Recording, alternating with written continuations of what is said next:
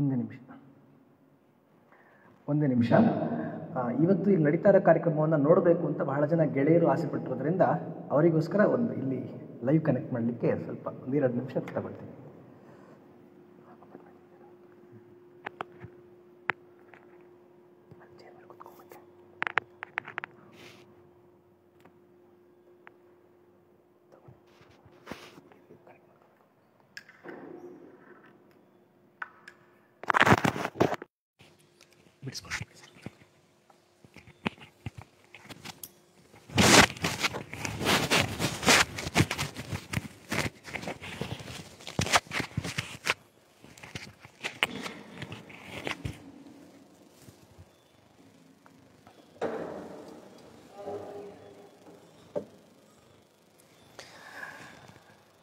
ಜನನೀಂ ಶಾರದಾಂ ದೇವೀಂ ರಾಮಕೃಷ್ಣಂ ಜಗದ್ಗುರುಂ ಪಾದಪದ್ಮೇ ತಯೋರ್ಷಿತ್ವ ಪ್ರಣಮಾಮಿ ಮುಹುರ್ಮುಹುಃ.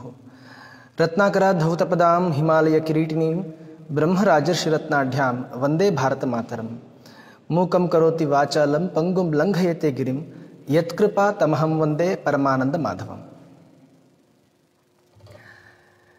ಕಾರ್ಯಕ್ರಮದಲ್ಲಿ ಹಾಜರಿರುವಂಥ ಪೂಜ್ಯ ಸ್ವಾಮೀಜಿಯವರಿಗೆ ಭಕ್ತಿಪೂರ್ವಕ ಪ್ರಣಾಮಗಳನ್ನು ಅರ್ಪಿಸ್ತಾ, ಕಾರ್ಯಕ್ರಮದಲ್ಲಿ ವಿಶೇಷವಾಗಿ ಇವತ್ತು ಸ್ವತಂತ್ರದ ದಿನ ಒಬ್ಬ ಸೈನಿಕರನ್ನು ನೋಡುವಂಥ, ಅವರನ್ನು ಕಣ್ತುಂಬಿಕೊಳ್ಳುವಂಥ ಅವಕಾಶವನ್ನು ಮಾಡಿಕೊಟ್ಟಂತಹ ನೆಚ್ಚಿನ ಮಲ್ಲನಕಟ್ಟಿಯ ನಮ್ಮ ಸೈನಿಕ ಬಂಧುವಿಗೆ ಪ್ರೀತಿಯಿಂದ ನಮಸ್ಕಾರಗಳನ್ನು ಅರ್ಪಿಸ್ತಾ, ಪ್ರೀತಿಯ ರಾಜಶೇಖರನ್ ಅವರಿಗೆ ಮತ್ತು ಎಲ್ಲ ನೆಚ್ಚಿನ ಗುರುವೃಂದಕ್ಕೆ ಮತ್ತು ಅತಿಥಿಗಳಿಗೆ, ವಿಶೇಷವಾಗಿ ಎಲ್ಲ ಪುಟಾಣಿ ಮಕ್ಕಳಿಗೆ ಪ್ರೀತಿಪೂರ್ವಕ ನಮಸ್ಕಾರ ಮತ್ತು 75ನೇ ವರ್ಷದ ಸ್ವಾತಂತ್ರ್ಯೋತ್ಸವದ ಶುಭ ಹಾರೈಕೆಗಳು.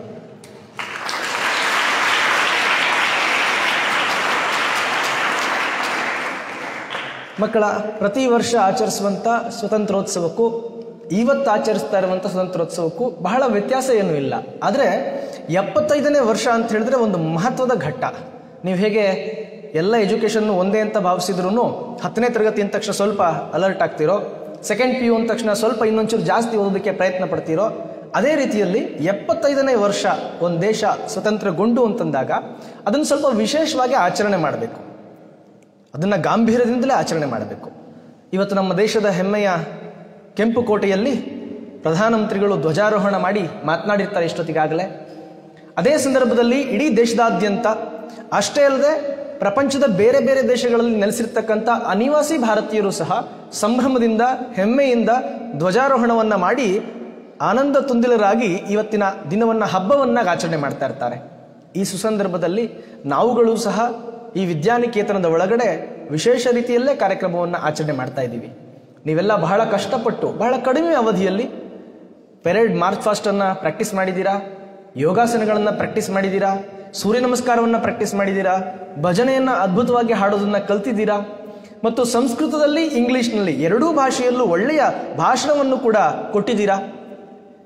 ಈ ಎಲ್ಲದಕ್ಕೂ ಕಾರಣ ಆಗಿದ್ದು ನಿಮ್ಮ ಶ್ರದ್ಧೆ ಮತ್ತು ನಿಮ್ಮ ದೇಶಭಕ್ತಿ.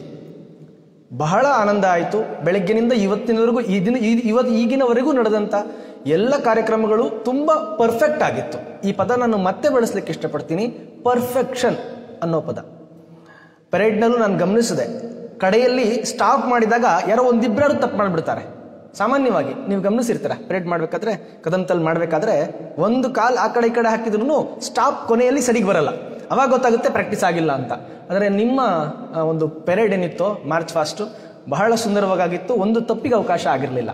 ಅದೇ ರೀತಿ ಉಳಿದೆಲ್ಲ ಕಾರ್ಯಕ್ರಮಗಳು, ಯೋಗಾಸನದಲ್ಲೂ ಸಹ ಆ ಪೋಸ್ಚರ್ಗಳು ಬರಬೇಕು, ಆ ಭಂಗಿ ಬರಬೇಕು ಅಂತ ಹೇಳಿದ್ರೆ ತುಂಬ ಸರಿಯಾದಂಥ ಪ್ರಾಕ್ಟೀಸ್ ಆಗಿರಬೇಕು. ನೀವು ಅಷ್ಟು ಚೆಂದ ಪ್ರಾಕ್ಟೀಸ್ ಮಾಡಿದ್ದೀರಾ, ನಿಮ್ಮ ಗುರುಗಳು ಅಷ್ಟೇ ಶ್ರದ್ಧಾವಂತರಾಗಿದ್ದಾರೆ ಮತ್ತು ನೀವು ಅಷ್ಟೇ ಶ್ರದ್ಧೆಯಿಂದ ನಿಮ್ಮ ಗುರುಗಳನ್ನು ಸೇವಿಸಿ ಅವರಿಂದ ವಿದ್ಯೆಯನ್ನು ಕಲಿತಿದ್ದೀರಾ. ಹೀಗಾಗಿ ನಿಮಗೆ ನಾನು ಮತ್ತೊಮ್ಮೆ ಅಭಿನಂದನೆಗಳನ್ನ ಸಲ್ಲಿಸಲಿಕ್ಕೆ ಇಷ್ಟಪಡ್ತೀನಿ.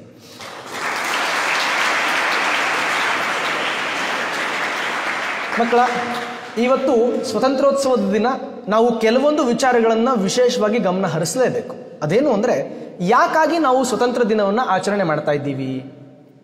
ಯಾಕೆ ನಮಗೆ ಸ್ವಾತಂತ್ರ್ಯ ಇರಲಿಲ್ಲ?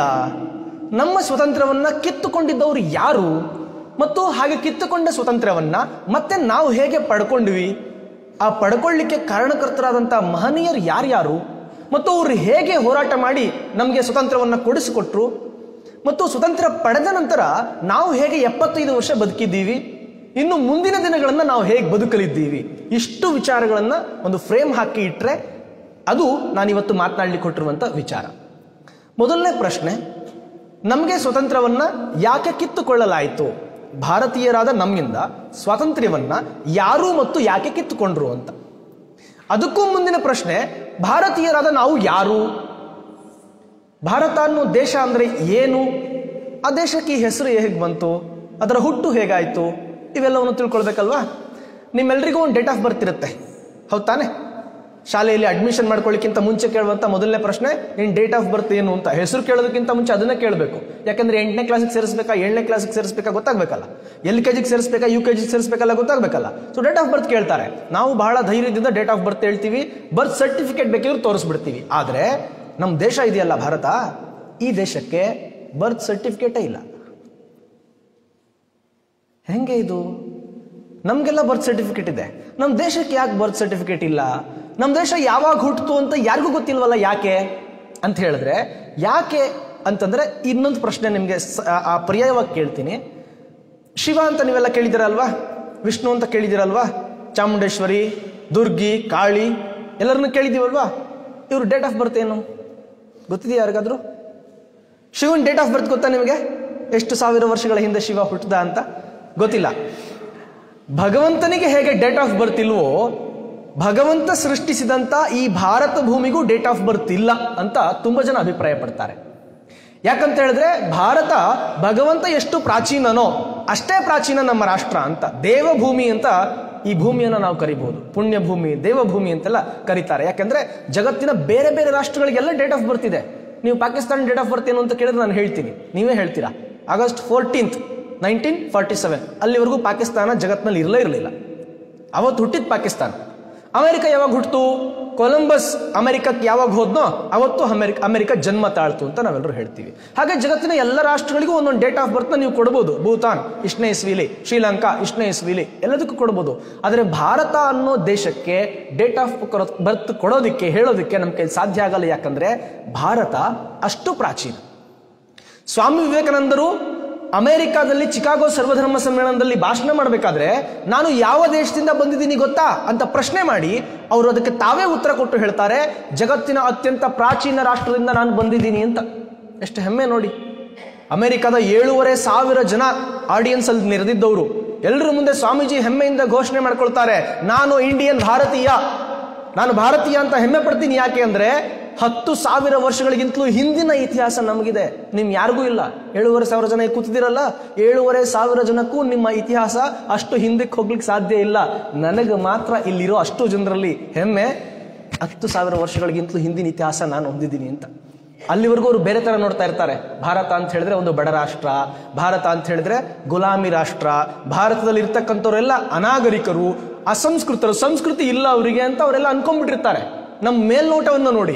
ಆದರೆ ನಮ್ಮ ಇತಿಹಾಸವನ್ನ ಕೆದಕಿ ನೋಡಿದಾಗ ನಮ್ಮೊಳಗೆ ಎಂಥ ಶಕ್ತಿ ಇದೆ ಅಂತ ಹೇಳಿದ್ರೆ, ಜಗತ್ತಿನ ಎಲ್ಲರಿಗಿಂತಲೂ ನಾನು ಫಸ್ಟ್ ಹುಟ್ಟಿದ್ದು ಅಂತ ಹೇಳ್ಕೊಳ್ಬೋದು. ಹಿರಿಯಣ್ಣ ನಾನು ಜಗತ್ತಿಗೆ ಅಂತ. ದೊಡ್ಡಣ್ಣ ಅಂದ ತಕ್ಷಣ ಅಮೆರಿಕ ಅಂತ ಹೇಳ್ತಾರಲ್ವಾ, ಜಗತ್ತಿನ ದೊಡ್ಡಣ್ಣ ಅಮೆರಿಕ ಅಲ್ಲ, ಭಾರತ. ಸ್ವಾಮೀಜಿ ಅವತ್ತು ಆ ಹೆಮ್ಮೆಯಿಂದ ಹೇಳ್ಕೊಳ್ಳುವಂಥದ್ದು. ಇದು ಯಾಕೆ ನಮ್ಗೆ ಇಷ್ಟು ದಿನ ಗೊತ್ತಿರಲಿಲ್ಲ? ಯಾಕೆ ಇದ್ರ ಬಗ್ಗೆ ನಾವು ಹೈಲೈಟ್ ಮಾಡ್ತಾ ಇಲ್ಲ? ಜಗತ್ತಿನ ದೊಡ್ಡಣ್ಣ ಅಂದ ತಕ್ಷಣ ಅಮೆರಿಕ, ಜಪಾನ್, ಬೇರೆ ಬೇರೆ ದೇಶಗಳನ್ನು ಯಾಕೆ ಹೇಳ್ತೀವಿ ಅಂತ ಹೇಳಿದ್ರೆ, ನಮ್ಮ ಇತಿಹಾಸವನ್ನ ನಮಗೆ ವ್ಯವಸ್ಥಿತವಾಗಿ ಮರೆಸಿಬಿಟ್ರು. ನಮ್ಮ ಇತಿಹಾಸವನ್ನ ನಮಗೆ ಓದಿಸ್ಲಿಲ್ಲ. ಬ್ರಿಟಿಷರು ಭಾರತಕ್ಕೆ ಬಂದು 1498ರಲ್ಲಿ ಯಾರು ಬಂದಿದ್ದು ಭಾರತಕ್ಕೆ? ವಾಸ್ಕೋ ಡ ಗಾಮ ಜಲಮಾರ್ಗವನ್ನು ಕಂಡುಹಿಡಿದ ಅಂತ ಹೇಳ್ತಾರೆ. ಬಹಳ ಜನ ಭಾರತವನ್ನ ಕಂಡು ಹಿಡಿದಿದ್ದು ಯಾರು ಅಂದ್ರೆ ವಾಸ್ಕೋ ಡಿ ಗಾಮ ಅಂತ ಹೇಳ್ತಾರೆ. ವಾಸ್ತವದಲ್ಲಿ ವಾಸ್ಕೋ ಡ ಗಾಮ ಕಂಡು ಹಿಡಿದಿದ್ದು ಭಾರತವನ್ನಲ್ಲ. ವಾಸ್ಕೋ ಡ ಗಾಮ ಹುಟ್ಟೋದಕ್ಕಿಂತ ಮುಂಚೆ ಅವ್ರ ತಾತ ಮುತ್ತಾತಂದಿರು ಮರಗಳ ಮೇಲೆ ಮಾವಿನ ಹಣ್ಣು ತಿನ್ಬೇಕಾದ್ರೆ ಮಂಗಗಳಾಗಿ ನಮ್ಮ ದೇಶದಲ್ಲಿ ಅದ್ಭುತ ನಾಗರಿಕತೆ ಇತ್ತು. ಅವ್ರಿನ್ನೂ ಸಿವಿಲೈಸೇಷನ್ ಮುಂದೆ ಬಂದೇ ಇರಲಿಲ್ಲ. ಅಮೆರಿಕನ್ಸ್ ಮತ್ತೆ ಇಂಗ್ಲೆಂಡಿನ ಜನರು, ಯುರೋಪಿನ ಜನರು. ನಾವು ಅದಾಗಲೇ ರಾಮರಾಜ್ಯವನ್ನು ನಿರ್ಮಾಣ ಮಾಡಿದ್ವಿ. ಅಷ್ಟು ಪ್ರಾಚೀನ ರಾಷ್ಟ್ರ ನಮ್ಮದು. ವಾಸ್ಕೋ ಡ ಗಾಮ ಕಂಡು ಹಿಡಿದಿದ್ದು ಬರೀ ಜಲಮಾರ್ಗ ಮಾತ್ರ. ಅದು ನಮ್ಮ ಉದ್ಧಾರಕ್ಕೋಸ್ಕರ ಬಂದಿದ್ದಲ್ಲ. ಅವನು ಬಂದಿದ್ದು ದರೋಡೆ ಮಾಡಲಿಕ್ಕೆ. ನಿಮ್ಗೆ ಗೊತ್ತಿರಲಿ ಮಕ್ಕಳ, ಪಾಶ್ಚಾತ್ಯ ರಾಷ್ಟ್ರಗಳಲ್ಲಿ ಆ ಕಾಲದಲ್ಲಿ ಎಂತ ಬಡತನ ತಾಂಡವ ಆಡ್ತಾ ಇತ್ತು ಅಂದ್ರೆ, ರಾಜ ಎಲ್ರನ್ನೂ ಕರೆದು ಆದೇಶ ಕೊಡ್ತಾನೆ, ನೀವು ಸಮುದ್ರ ಮಾರ್ಗದಲ್ಲಿ ಇಡೀ ಪ್ರಪಂಚನ ಅನ್ವೇಷಣೆ ಮಾಡ್ಲಿಕ್ಕೆ ಹೊರಡಿ. ನಿಮಗೆ ಬೇಕಾದಂತ ಹಡಗು, ಊಟ ತಿಂಡಿ, ಜನರು ಎಲ್ಲ ನಾನು ಕೊಡ್ತೀನಿ, ದುಡ್ಡು ನಾನು ಕೊಡ್ತೀನಿ. ಆದ್ರೆ ನೀವು ಹೋಗಿ ಏನ್ ಮಾಡ್ಬೇಕು ಅಂದ್ರೆ ಬೇರೆ ಬೇರೆ ಜಾಗಗಳನ್ನ ಹುಡುಕಿ ಅಲ್ಲಿಂದ ಲೂಟಿ ಮಾಡ್ಕೊಂಡ್ಬಂದು ಸಂಪತ್ತನ್ನ ನಮಗ್ ಕೊಡಬೇಕು. ಯಾಕಂದ್ರೆ ಅಷ್ಟು ಬಡತನ ಅವರಿಗೆ. ಈಗ ತಾನೇ ಉಪನ್ಯಾಸ ಮಾಡ್ಬೇಕಾದ್ರೆ ನಮ್ಮ ಹುಡುಗ ಹೇಳ್ದ, ನಾವು ಯಾರ ಮೇಲೂ ಇನ್ವೇಡ್ ಮಾಡಿಲ್ಲ, ಯಾರನ್ನೂ ನಾವು ಆಕ್ರಮಣ ಮಾಡಿಲ್ಲ ಅಂತ. ಯಾಕೆಂದ್ರೆ ನಮ್ಮ ಹತ್ರನೇ ಬೇಕಾದಷ್ಟಿದ್ದಾಗ ನಾವ್ ಯಾಕೆ ಇನ್ನೊಬ್ರು ಕಳ್ತನ ಮಾಡ್ಲಿಕ್ಕೆ ಹೋಗೋಣ? ಆದ್ರೆ ವಾಸ್ಕೋ ಡ ಗಾಮ ಭಾರತಕ್ಕೆ ಕಳ್ತನ ಮಾಡೋದಕ್ಕೆ ಯಾಕೆ ಬಂದ ಅಂದ್ರೆ ಪಾಪ ಅಷ್ಟೊಂದು ಬಡತನದಲ್ಲಿ ಅವ್ರು ಬದುಕ್ತಾ ಇದ್ರು. ಇವತ್ತಿಗೂ ಇಂಗ್ಲೆಂಡ್ ಬದುಕ್ತಾ ಇರೋದು ನಮ್ಮಿಂದ ಲೂಟಿ ಮಾಡಿದಂತ ಹಣದಿಂದ. ಇದು ನಮ್ಗೆ ಗೊತ್ತಿರಲಿ, ನಾವೆಲ್ಲ ಪ್ರೌಡ್ ಫೀಲ್ ಮಾಡ್ಬೇಕು ಇದಕ್ಕೆ. ನಾವು ದುಡ್ಡು ಕೊಡ್ಲಿಲ್ಲ ಅಂದ್ರೆ ನೀವೆಲ್ಲ ಬದುಕ್ತಾನೆ ಇರಲಿಲ್ಲ ಅಂತ ಅವ್ರಿಗೆಲ್ಲ ಹೇಳ್ಬೋದು ನಾವು. ಸತ್ಯ ಇದು, ಇತಿಹಾಸದ ಸತ್ಯ. ವಾಸ್ಕೋ ಡ ಗಾಮ ಹೀಗೆ ಭಾರತಕ್ಕೆ ಬಂದ ನಂತರ ವಾಸ್ಕೋ ಡ ಗಾಮ ಪೋರ್ಚುಗೀಸ್ ನಾವಿಕ, ಆಮೇಲೆ ಡಚ್ಚರು, ಫ್ರೆಂಚರು, ಆಮೇಲೆ ಇಂಗ್ಲಿಷರು ಬಂದರು. ಆದ್ರೆ ಇಂಗ್ಲಿಷು ಭಾರತದಲ್ಲಿ ತಳ ಊರ್ಬಿಟ್ರು.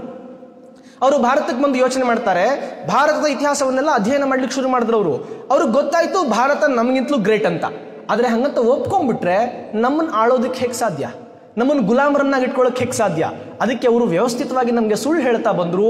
ನೀವು ಅನಾಗರಿಕ ಜನಾಂಗ, ನೀವು ಸಂಸ್ಕೃತಿ ಇಲ್ಲದ ಜನ, ನಿಮಗೆ ಲೈಫ್ ಕೊಡೋದಕ್ಕೆ ನಾವು ಬಂದಿದ್ದೀವಿ, ನಿಮಗೆ ಬುದ್ಧಿ ಕಲಿಸೋದಕ್ಕೆ ನಾವು ಬಂದಿದ್ದೀವಿ, ನಿಮ್ಮನ್ನ ಸರಿಯಾಗಿ ಆಳಿ ಒಂದು ವ್ಯವಸ್ಥೆಯನ್ನ ನಿರ್ಮಾಣ ಮಾಡೋದಕ್ಕೆ ನಾವು ಬಂದಿದ್ದೀವಿ ಅಂತ ನಮ್ಮನ್ನು ನಂಬಿಸೋದಕ್ಕೆ ಸಲುವಾಗಿ ನಮ್ಮ ನಾಗರಿಕತೆಯ ಇತಿಹಾಸವನ್ನು ಅವರು ಬಿಟ್ಕೊಟ್ಟೇ ಇರಲಿಲ್ಲ.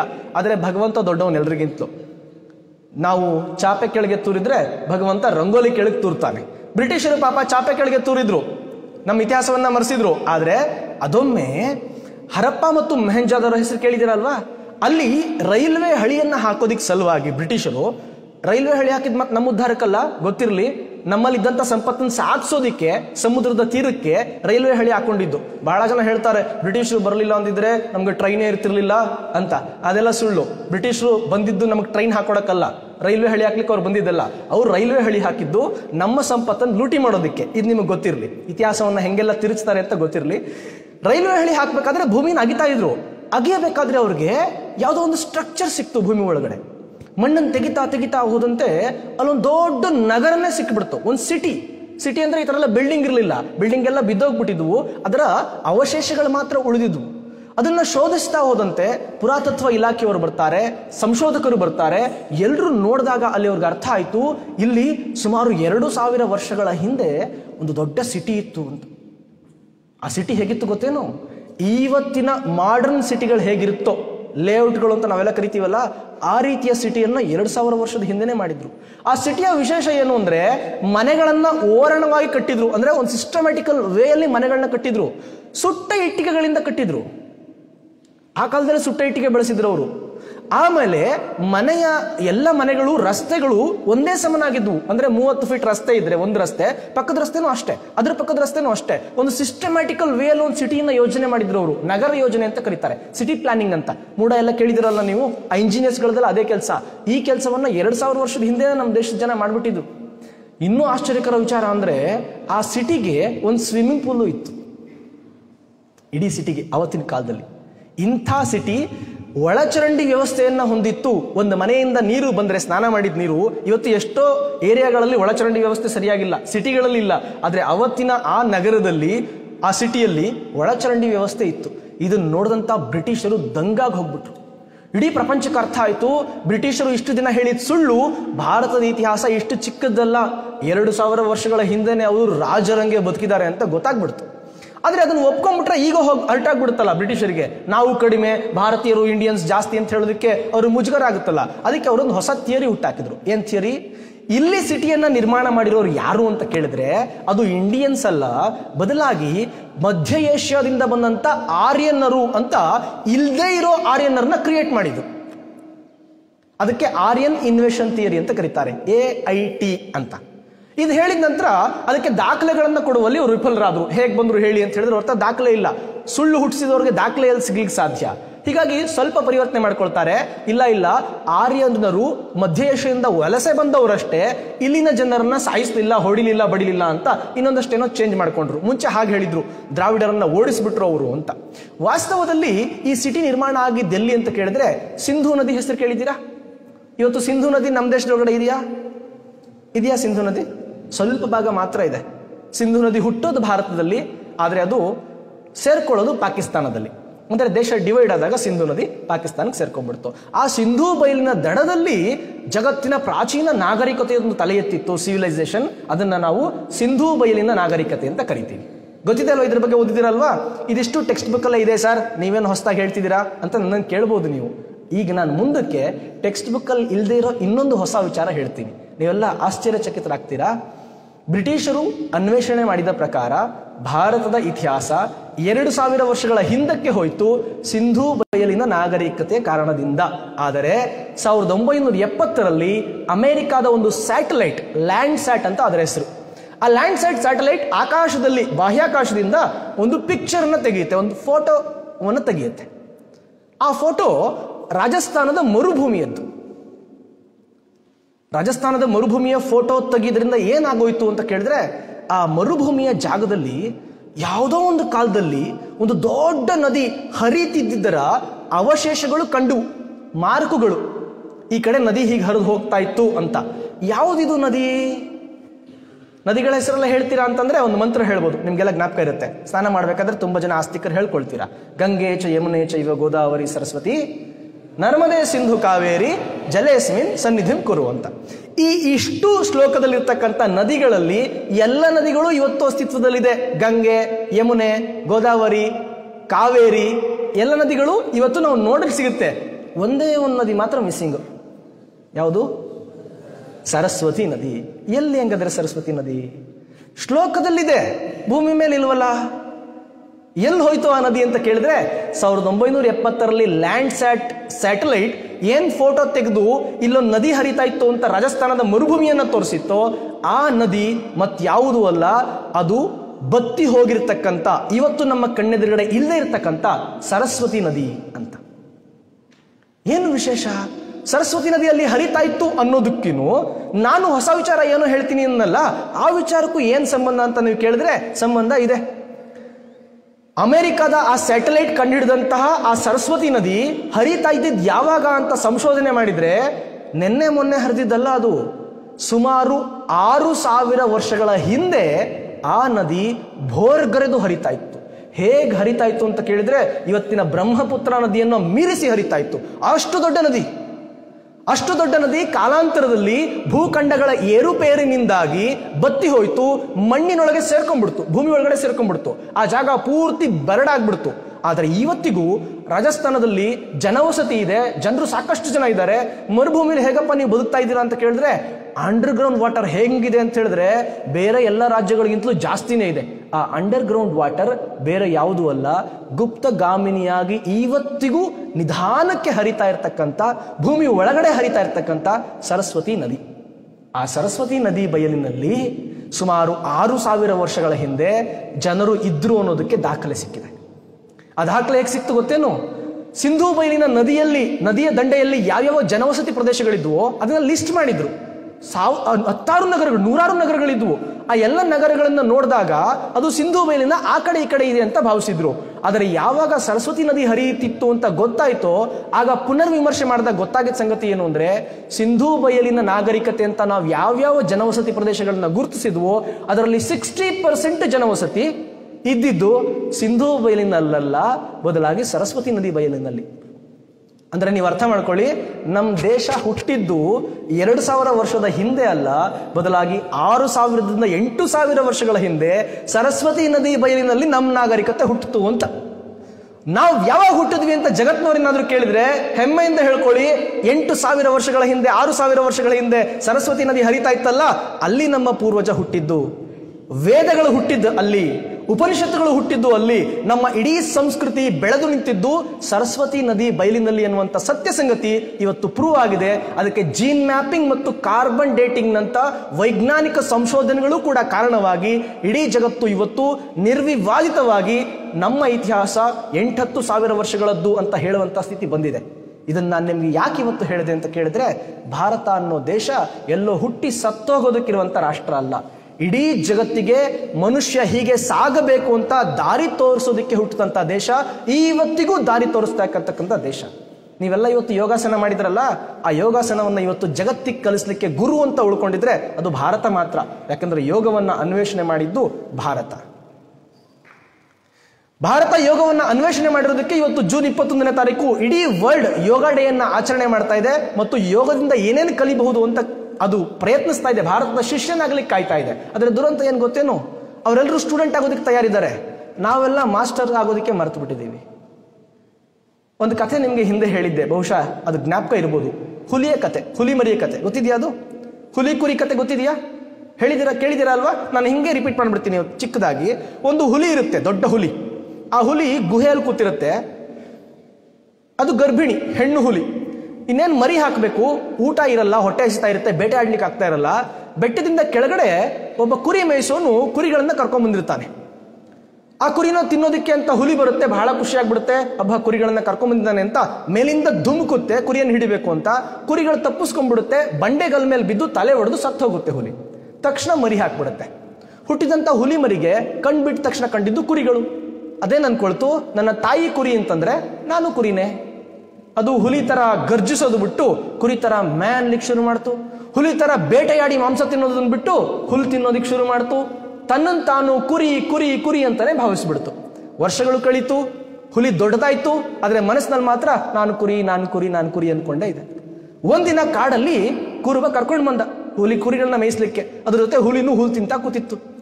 ಬೆಟ್ಟದ ಮೇಲೆ ಇನ್ನೊಂದು ಹುಲಿ ನೋಡ್ತು. ಅರೆ ಇದೇ ಆಶ್ಚರ್ಯ, ನನ್ನ ಜಾತಿಯ ಒಂದು ಪ್ರಾಣಿ ಹುಲಿ ಧೈರ್ಯದಿಂದ ಗರ್ಜಿಸೋದನ್ನ ಬಿಟ್ಟು ಕುರಿಗಳ ಜೊತೆ ಸೇರ್ಕೊಂಡು ಹುಲ್ ತಿಂತಾ ಇದೆಯಲ್ಲ, ಆಶ್ಚರ್ಯ ಆಗ್ಬಿಡ್ತು. ಓಡ್ ಬಂದ ಆ ಹುಲಿಯನ್ನು ಹಿಡ್ಕೊಳ್ತು ಗಟ್ಟಿಯಾಗಿ. ಹುಲಿ ಗಾಬರಿ ಆಗ್ಬಿಡ್ತು. ಹುಲಿ ಅಣ್ಣ ನನ್ನನ್ನು ಬಿಟ್ಬಿಡು, ನನ್ನನ್ನು ತಿನ್ಬೇಡ ಅಂತ ಗೋಗರಿತಾ ಇದೆ. ಹುಲಿ ಹೇಳುತ್ತೆ, ಅಯ್ಯೋ ಮೂರ್ಖ, ನೀನು ಕುರಿ ಅಲ್ಲ ಕಣೋ, ನೀನ್ ಹುಲಿ, ನೀನ್ ಯಾಕೆ ಹೆದರ್ಕೊಳ್ತೀಯ ಅಂತ. ಈ ಹುಲಿ ಕುರಿಗೆ ನಂಬಿಕೆ ಬರ್ತಾ ಇಲ್ಲ. ಇಲ್ಲ ನೀನು ಸುಳ್ಳು ಹೇಳ್ತಾ ಇದೀಯಾ, ನಾನು ಕುರಿ, ನನ್ನನ್ನು ಬಿಟ್ಬಿಡು, ನಾನು ಹೊರಟೋಗ್ತೀನಿ, ಬಿಟ್ಬಿಡು ನಾನು ಹೊರಟೋಗ್ತೀನಿ ಅಂತ. ಕಡೆಗೆ ಆ ಹುಲಿ ಮರಿಯನ್ನ ಎಳ್ಕೊಂಡು ಹೋಗಿ ಬಾವಿಯ ಮುಂದೆ ನಿಲ್ಸುತ್ತೆ.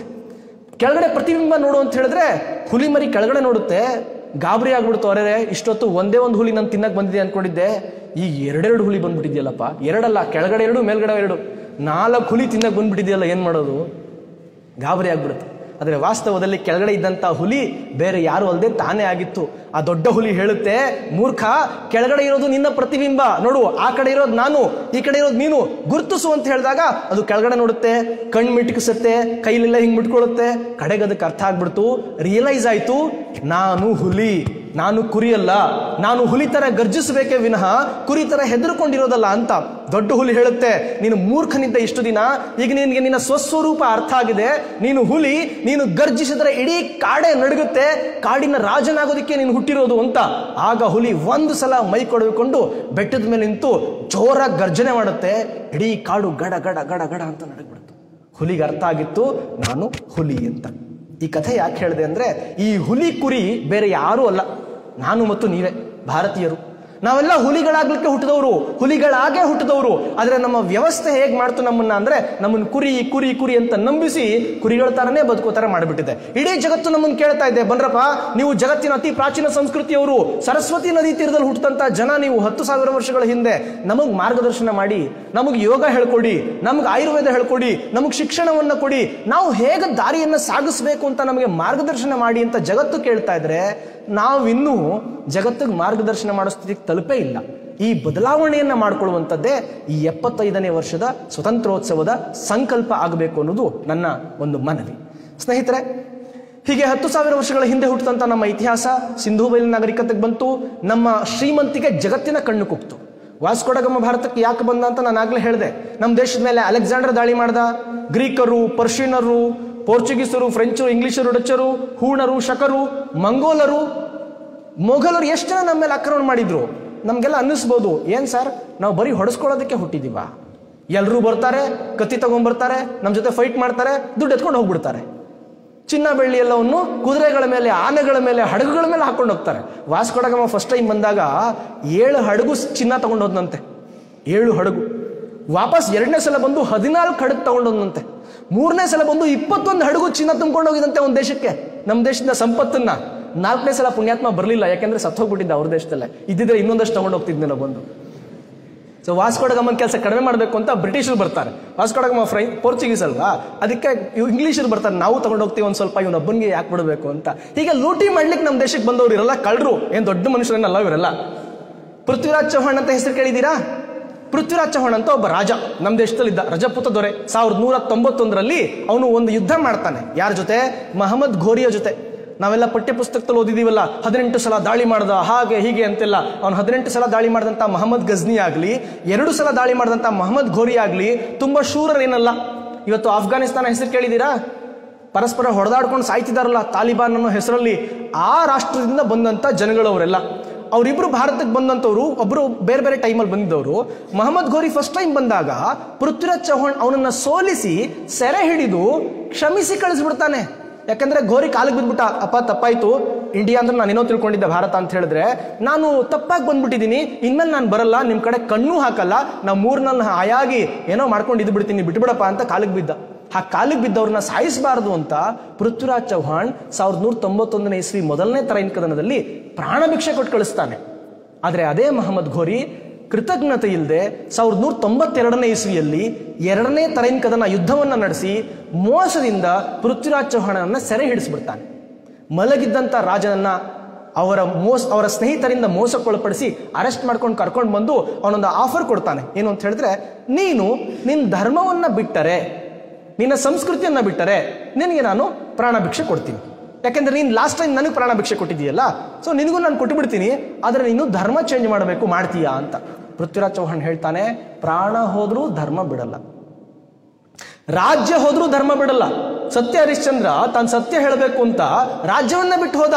ಅಂತ ಸಂಸ್ಕೃತಿಗೆ ಸೇರಿದಂಥವನು ನಾನು, ಹೀಗಾಗಿ ನಾನು ಧರ್ಮ ಬದಲಾಯಿಸಲ್ಲ ಅಂದಿದ್ದಕ್ಕೆ ಅವನ ಕಣ್ಣುಗಳನ್ನ ಕೀಳಿಸಿ ಆನೆಯ ಕಾಲಿಗೆ ಕಟ್ಟಿ ಎಳೆಸಿ ಅವನನ್ನ ಮಹಮ್ಮದ್ ಘೋರಿ ಸಾಯಿಸ್ಬಿಟ್ಟ. ಇತಿಹಾಸ ಪೂರ್ತಿ ನಮಗೆ ಸೋಲಾಗಿದ್ದು ಹೀಗೇನೆ. ನಾವು ಶಕ್ತಿವಂತರಲ್ಲ ಅಂತ ಸೋತಿದ್ದಲ್ಲ, ಅಂತ ಅಲೆಕ್ಸಾಂಡರ್ನೇ ಸೋಲಿಸಿ ಕಳಿಸ್ತವ್ರು ನಾವು. ಜಗತ್ತಿನ ಯಾವ ದೇಶನೂ ಅಲೆಕ್ಸಾಂಡರ್ನ ಸೋಲ್ಸಕ್ಕಾಗ್ಲಿಲ್ಲ. ಅಲೆಕ್ಸಾಂಡರ್ ನಮ್ಮ ಮೇಲೆ ಯುದ್ಧಕ್ಕೆ ಬರ್ತಾನೆ. ಬಾರ್ಡರ್ನಲ್ಲಿದ್ದಂಥ ಒಬ್ಬ ರಾಜ ಸೈನ್ಯ ಕರ್ಕೊಂಡ್ಬಂದ್ರೆ ಅಲೆಕ್ಸಾಂಡರ್ ಸೈನ್ಯ ದಿಕ್ಕಾಪಾಲ ಓಡ್ಲಿಕ್ಕೆ ಶುರು ಆಗೋಯ್ತು. ಯಾಕೆ ಗೊತ್ತೇನು? ಆನೆ ಅನ್ನೋ ಪ್ರಾಣಿ ಅವ್ರು ನೋಡೇ ಇರಲಿಲ್ಲ. ನಾವು ಅದಾಗಲೇ ಆನೆಯನ್ನ ಪಳಗಿಸಿ ಆನೆಯ ಮೇಲೆ ಕೂತು ಗಜ ಸೈನ್ಯವನ್ನ ಕಟ್ಟಿದ್ವಿ. ಆ ಗಜ ಸೈನ್ಯಕ್ಕೆ ನೋಡಿ ಹೆದರ್ಕೊಂಡು ಅಲೆಕ್ಸಾಂಡರ್ ದಿಕ್ಕಾಪಾಲ ಓಡ ಹೋಗ್ಬಿಟ್ಟ. ವಾಪಸ್ ಅವನ ದೇಶಕ್ಕೆ ಜೀವಂತನೂ ಹೋಗಿ ತಲುಪಲಿಲ್ಲ. ಅವನ ಗುರು ಮುಂಚೆನೆ ಹೇಳಿದ್ದ, ಭಾರತಕ್ಕೆ ಹೋಗ್ಬೇಕಾದ್ರೆ ಕತ್ತಿ ಹಿಡ್ಕೊಂಡು ಹೋಗ್ಬೇಡ, ಜ್ಞಾನವನ್ನ ಬಯಸಿ ಹೋಗು, ನಿನಗೆ ಜ್ಞಾನ ಸಿಗುತ್ತೆ. ಕತ್ತಿ ಹಿಡ್ಕೊಂಡು ಹೋದ್ರೆ ನಿನ್ ಪ್ರಾಣ ಹೋಗುತ್ತಷ್ಟೇ ಅಂತ ಅವನ ಗುರು ಪಾಪ ಹೇಳಿ ಕಳಿಸಿದ್ದ. ಇವನು ಏನಾಗುತ್ತೆ ಅನ್ಕೊಂಡು ಬಂದಿದ್ದ ಪಾಪ ಅಹಂಕಾರದಿಂದ ಅಲೆಕ್ಸಾಂಡರ್ ಸೋತ.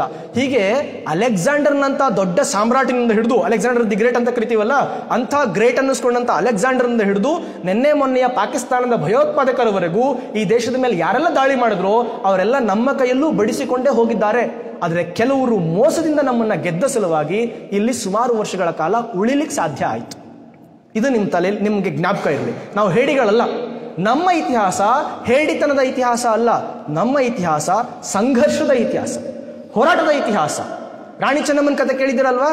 ರಾಣಿ ಚೆನ್ನಮ್ಮನ ಹತ್ರ ಬಂದು ತ್ಯಾಕರ ಹೇಳ್ತಾನೆ, ನನಗೆ ನೀನು ಟ್ಯಾಕ್ಸ್ ಕಟ್ಟಬೇಕು ಅಂತ. ಚೆನ್ನಮ್ಮ ಕೇಳ್ತಾಳೆ, ಅರೆ ನೀನು ಯಾವ ದೇಶದವನಪ್ಪ? ನಮ್ಮ ದೇಶಕ್ಕೆ ವ್ಯಾಪಾರ ಮಾಡಲಿಕ್ಕೆ ಅಂತ ಬಂದವನು ನೀನು, ನಿನಗೆ ನಾವು ಯಾಕೆ ಟ್ಯಾಕ್ಸ್ ಕಟ್ಟಬೇಕು? ನೀವೇನು ವ್ಯವಸಾಯ ಮಾಡಿದ್ದೀರಾ? ನೀವೇನಾದ್ರೂ ನಮ್ಗೆ ಹೆಲ್ಪ್ ಮಾಡಿದ್ದೀರಾ ನಿಮ್ಗೆ ಟ್ಯಾಕ್ಸ್ ಕೊಡ್ಲಿಕ್ಕೆ? ಅಥವಾ ನೀವೇನು ನಮ್ಗೆ ರಿಲೇಷನಾ? ನೆಂಟ್ರ? ನೀವು ನೆಂಟ್ರಾಗಿದ್ರೆ ನಿಮಗೆ ನಾವು ಟ್ಯಾಕ್ಸ್ ಕಟ್ಟೋದು ಒಂದು ಅತಿಥಿ ದೇವೋಭವ ಅಂತ ಕಟ್ಟಬಹುದು. ಸುಮ್ಮನೆ ಯಾಕೆ ನಿಮಗೆ ಟ್ಯಾಕ್ಸ್ ಕಟ್ಟೋಣ ಅಂತ ಹೇಳಿದ್ರೆ ತ್ಯಾಕರ ಹೇಳ್ತಾನೆ, ನೀವೇನಾದ್ರೂ ಟ್ಯಾಕ್ಸ್ ಕಟ್ಟಲಿಲ್ಲ ಅಂದ್ರೆ ಯುದ್ಧ ಮಾಡ್ಬಿಡ್ತೀವಿ ನಿಮ್ಮ ಮೇಲೆ ಅಂತ. ಚೆನ್ನಮ್ಮಾಜಿ ಹೇಳ್ತಾಳೆ, ಅದನ್ನ ಇಲ್ಲಿ ಕೂತ್ಕೊಂಡು ಹೇಳೋದಲ್ಲ, ಯುದ್ಧರಂಗದಲ್ಲಿ ಬಂದು ಹೇಳುವಂತ. ತ್ಯಾಕರ ಯುದ್ಧರಂಗಕ್ಕೆ ಬಂದ. ಚೆನ್ನಮ್ಮ ಹೇಗೆ ಫೈಟ್ ಮಾಡಿದ್ಲು ಅಂತ ಕೇಳಿದ್ರೆ ತ್ಯಾಕರೆ ಸತ್ತೇ ಹೋದ. ಬ್ರಿಟಿಷ್ ಸೈನ್ಯ ಸೋತು ಓಡಿ ಹೋಯ್ತು ಮೊದಲನೇ ಯುದ್ಧದಲ್ಲಿ. ತ್ಯಾಕರೆ ಕತ್ತನ್ನ ಕತ್ತರಿಸಿ ಇಡೀ ಕಿತ್ತೂರು ಸುತ್ತ ಮೆರವಣಿಗೆ ಮಾಡಿಸಿ ಹೆಬ್ಬಾಗಿಲಿಗೆ ತೋರಣ ಕಟ್ಟಿ ಹೇಳ್ತಾರೆ, ನಮ್ಮ ದೇಶದ ಮೇಲೆ ಕಣ್ಣು ಹಾಕಿದ್ರೆ ನಿಮ್ಗೆಲ್ಲ ಇದೇ ಗ್ರಹಚಾರ ಕಾದಿದೆ ಅಂತ. ರಾಣಿ ಚೆನ್ನಮ್ಮ ಒಬ್ಬಳು ಹೆಣ್ಣು ಮಗಳು, ಅದು ವಿಧವೆ ಹೆಣ್ಣು ಮಗಳು. ಚೆನ್ನಮ್ಮನೇ ಹೀಗೆ ಮಾಡಿರ್ಬೇಕಾದ್ರೆ ಇನ್ನು ನಮ್ಮ ದೇಶದ ರಾಜರು ಇನ್ನು ಹೆಂಗೆ ಮಾಡಿರ್ಬೇಕು ಯೋಚನೆ ಮಾಡಿ. ಬ್ರಿಟಿಷರು ಒಂದು ದಿನಾನೂ ನೆಮ್ಮದಿಯಿಂದ ನಮ್ಮ ದೇಶವನ್ನು ಆಳ್ವಿಕೆ ಮಾಡಲಿಲ್ಲ. ಬಹಳ ಖುಷಿಯಾಗಿ ನಮ್ಮ ದೇಶದಲ್ಲಿ ಇರಲಿಲ್ಲ ಅವರು. ಪ್ರತಿದಿನ ಒಬ್ಬರಲ್ಲ ಒಬ್ರು ದಂಗೆ ಹೇಳ್ತಾ ಇದ್ರು. 1857ರ ಪ್ರಥಮ ಸ್ವತಂತ್ರ ಸಂಗ್ರಾಮ ಅನ್ನೋ ಹೆಸರು ಕೇಳಿದಿರಲ್ವಾ? ಅದನ್ನ ಸಿಪಾಯಿ ಮ್ಯೂಟಿನಿ ಅಂತ ಕರೀತಾರೆ. ಏನ್ ಸಿಪಾಯಿ ಮ್ಯೂಟಿನಿ ಅಂತ ಹೇಳಿದ್ರೆ ಸಿಪಾಯಿ ದಂಗೆ ಅಂತ. ಬ್ರಿಟಿಷರು ನಮ್ಮ ಆ ಅತಿ ದೊಡ್ಡ ಸಂಗ್ರಾಮವನ್ನ ಚಿಕ್ಕದನ್ನಾಗಿ ಮಾಡಬೇಕು ಅನ್ನೋ ಕಾರಣಕ್ಕೋಸ್ಕರ ಸಿಪಾಯಿ ಮ್ಯೂಟಿನಿ ಅಂತ ಹೆಸರಿಟ್ರು. ಅವ್ರು ಹೇಳಿದ್ರು, ಯಾರೋ ಒಂದು 4 ಜನ ಸೈನಿಕರು ತರಲೆ ಮಾಡ್ತಾ ಇದ್ರು, ಅವರು ಮ್ಯೂಟಿನಿ ಮಾಡಿದ್ರು, ಅವ್ರನ್ನ ಕರ್ಕೊಂಡು ಬಂದು ನಾವು ಗಲ್ಲಿಗೇರಿಸಿ ಕೇಸ್ ಕ್ಲೋಸ್ ಮಾಡ್ಬಿಟ್ವಿ ಅಂತ. ವಾಸ್ತವದಲ್ಲಿ ಹೀಗಾಗಿರಲಿಲ್ಲ. 1857ರ ಸಂಗ್ರಾಮ ಏನು ಅಂತ ಗೊತ್ತಾಗಿದ್ದು ವಿನಾಯಕ ದಾಮೋದರ ಸಾವರ್ಕರ್. ಹೆಸರು ಕೇಳಿದಿರಲ್ವಾ? ಸ್ವಾತಂತ್ರ್ಯ ವೀರ ವಿನಾಯಕ ದಾಮೋದರ ಸಾವರ್ಕರ್, ವಿ.ಡಿ. ಸಾವರ್ಕರ್ ಅಂತ ಕರೀತಾರೆ. ಆ ಸಾವರ್ಕರ್ ಅವರು ಇಂಗ್ಲೆಂಡಿಗೆ ಹೋಗಿ ಲೈಬ್ರರಿಗಳಲ್ಲಿ ಹುಡುಕಾಡಿ ಭಾರತದ ವಿರುದ್ಧ ನಾನು ಪುಸ್ತಕ ಬರಿತಾ ಇದ್ದೀನಿ, ಇಂಗ್ಲಿಷರ ಪರವಾಗಿ ನಾನೊಂದು ಬುಕ್ ಬರಿತಾ ಇದ್ದೀನಿ ಅಂತ ಸುಳ್ಳು ಹೇಳಿ ಅವ್ರ ಹತ್ರ ಎಲ್ಲ ರಹಸ್ಯ ದಾಖಲೆಗಳನ್ನ ತರಿಸ್ಕೊಂಡು 857ರ ಸಂಗ್ರಾಮದ ಸಮಯದಲ್ಲಿ ಯಾರೆಲ್ಲ ಇಂಡಿಯಾದಲ್ಲಿದ್ರು ಆಫೀಸರ್ಸ್ಗಳು, ಅವರು ಬರೆದಂತ ದಾಖಲೆಗಳನ್ನ ರಹಸ್ಯವಾಗಿ ತೆಗೆದುಕೊಂಡು ಬಂದು ಓದಿ ಕಾಪಿ ಮಾಡಿಕೊಂಡು ಅವರಿಗೆ ವಿಷಯ ಗೊತ್ತಾಗಕ್ ಮುಂಚೆನೆ ಅಲ್ಲಿಂದ ಎಸ್ಕೇಪ್ ಆಗಿ ಬರೆದಂತ ಪುಸ್ತಕ 1857ರ ಪ್ರಥಮ ಸ್ವತಂತ್ರ ಸಂಗ್ರಾಮ. ಆ ಪುಸ್ತಕ ನೋಡಿದ ಮೇಲೆ ಗೊತ್ತಾಯ್ತು ನಮ್ಮ ದೇಶದ ಜನ 1857ರಲ್ಲಿ ಹೇಗೆ ಹೋರಾಟ ಮಾಡಿದ್ರು ಅಂತ. ಆ ಹೋರಾಟದಲ್ಲಿ ನಾನಾ ಸಾಹೇಬ್ ಪೇಶ್ವೆ, ತಾತ್ಯ ಟೋಪಿ, ಝಾನ್ಸಿ ರಾಣಿ ಲಕ್ಷ್ಮೀಬಾಯಿ, ಕರ್ನಾಟಕದಲ್ಲಿ ಸುರಪುರದ ವೆಂಕಟಪ್ಪ ನಾಯಕನಿಂದ ಹಿಡಿದು ಮುಂಡರ್ಗಿ ಭೀಮರಾಯರಂತ ಅನೇಕ ಜನ ಹೋರಾಟ ಮಾಡಿರ್ತಾರೆ. ಹಲಗಲಿ ಅನ್ನುವಂಥ ಒಂದು ಊರಲ್ಲಿ, ಕರ್ನಾಟಕದ ಮುಧೋಳ ಅನ್ನುವಂಥದ್ದು, ನೀವು ಬಹುಶಃ ಮುಧೋಳದ ಭಾಗದಲ್ಲಿ ಒಂದಷ್ಟು ಜನ ಇರ್ಬೋದು ಯಾರಾದರೂ. ಮುಧೋಳ ಸಂಸ್ಥಾನಕ್ಕೆ ಸೇರಿದಂತ ಹಲಗಲಿ ಅನ್ನುವಂಥ ಒಂದು ಚಿಕ್ಕ ಊರಿನಲ್ಲಿ ಬೇಡರು ಬ್ರಿಟಿಷರ ವಿರುದ್ಧ ಹೋರಾಟ ಮಾಡಿರ್ತಾರೆ. ಬೇಡರು ಅಂತ ಹೇಳಿದ್ರೆ ಬೇಟೆಯಾಡಿ ಬದುಕ್ತಾರಲ್ಲ, ಆ ಬೇಡರು ತಮ್ಮಲ್ಲಿರುವಂತ ಶಸ್ತ್ರಾಸ್ತ್ರಗಳನ್ನ ಕೊಡಿ ಅಂತ ಬ್ರಿಟಿಷರು ಕೇಳಿದಾಗ ನಾವು ಕೊಡಲ್ಲ ಅಂತ ಬ್ರಿಟಿಷರಿಗೆ ಆವಾಜ್ ಹಾಕಿರ್ತಾರೆ. ಒಂದು ಕಾಯ್ದೆ ತರ್ತಾರೆ, ನಿಶಸ್ತ್ರೀಕರಣ ಕಾಯ್ದೆ ಅಂತ. ಅಂದ್ರೆ ಯಾರು ಶಸ್ತ್ರಗಳನ್ನ ನಮ್ಮ ಪರ್ಮಿಷನ್ ಇಲ್ಲದೆ ಇಟ್ಕೊಳ್ಳೋ ಹಾಗಿಲ್ಲ ಅಂತ. ಬೇಡ ಜನಾಂಗದವರೆಲ್ಲ ಹೇಳ್ತಾರೆ, ನೋಡ್ರಿ ನಮ್ಮ ಪುರಾತನ ಕಾಲದಿಂದ ನಾವು ಶಸ್ತ್ರಗಳನ್ನ ಇಟ್ಕೊಂಡಿದ್ದೀವಿ, ಬಿಲ್ಲು ಬಾಣ ಆಗಲಿ ಕತ್ತಿಗಳಾಗ್ಲಿ ನಮ್ಮ ಪಾರಂಪರಿಕ ಆಯುಧಗಳು, ನಾವು ಬೇಟೆಯಾಡಿ ಬದುಕಬೇಕು, ನಮ್ಮ ತಂದೆ ತಾತ ಮುತ್ತಾತ ಎಲ್ಲರೂ ಬಳಸಿದಂತ ಆಯುಧಗಳು, ನಾವಿದನ್ನು ಯಾವನಿಗೂ ಕೊಡಲ್ಲ ಅಂತ. ಅದೇನ್ ಮಾಡ್ಕೊಳ್ತೀರೋ ಮಾಡ್ಕೊಳ್ಳಿ ಅಂತ. ಬ್ರಿಟಿಷರು ಹೇಳ್ತಾರೆ, ನೀವು ಕೊಡ್ಲಿಲ್ಲ ಅಂದ್ರೆ ಕಿತ್ಕೊಳ್ತೀವಿ ಅಂತ.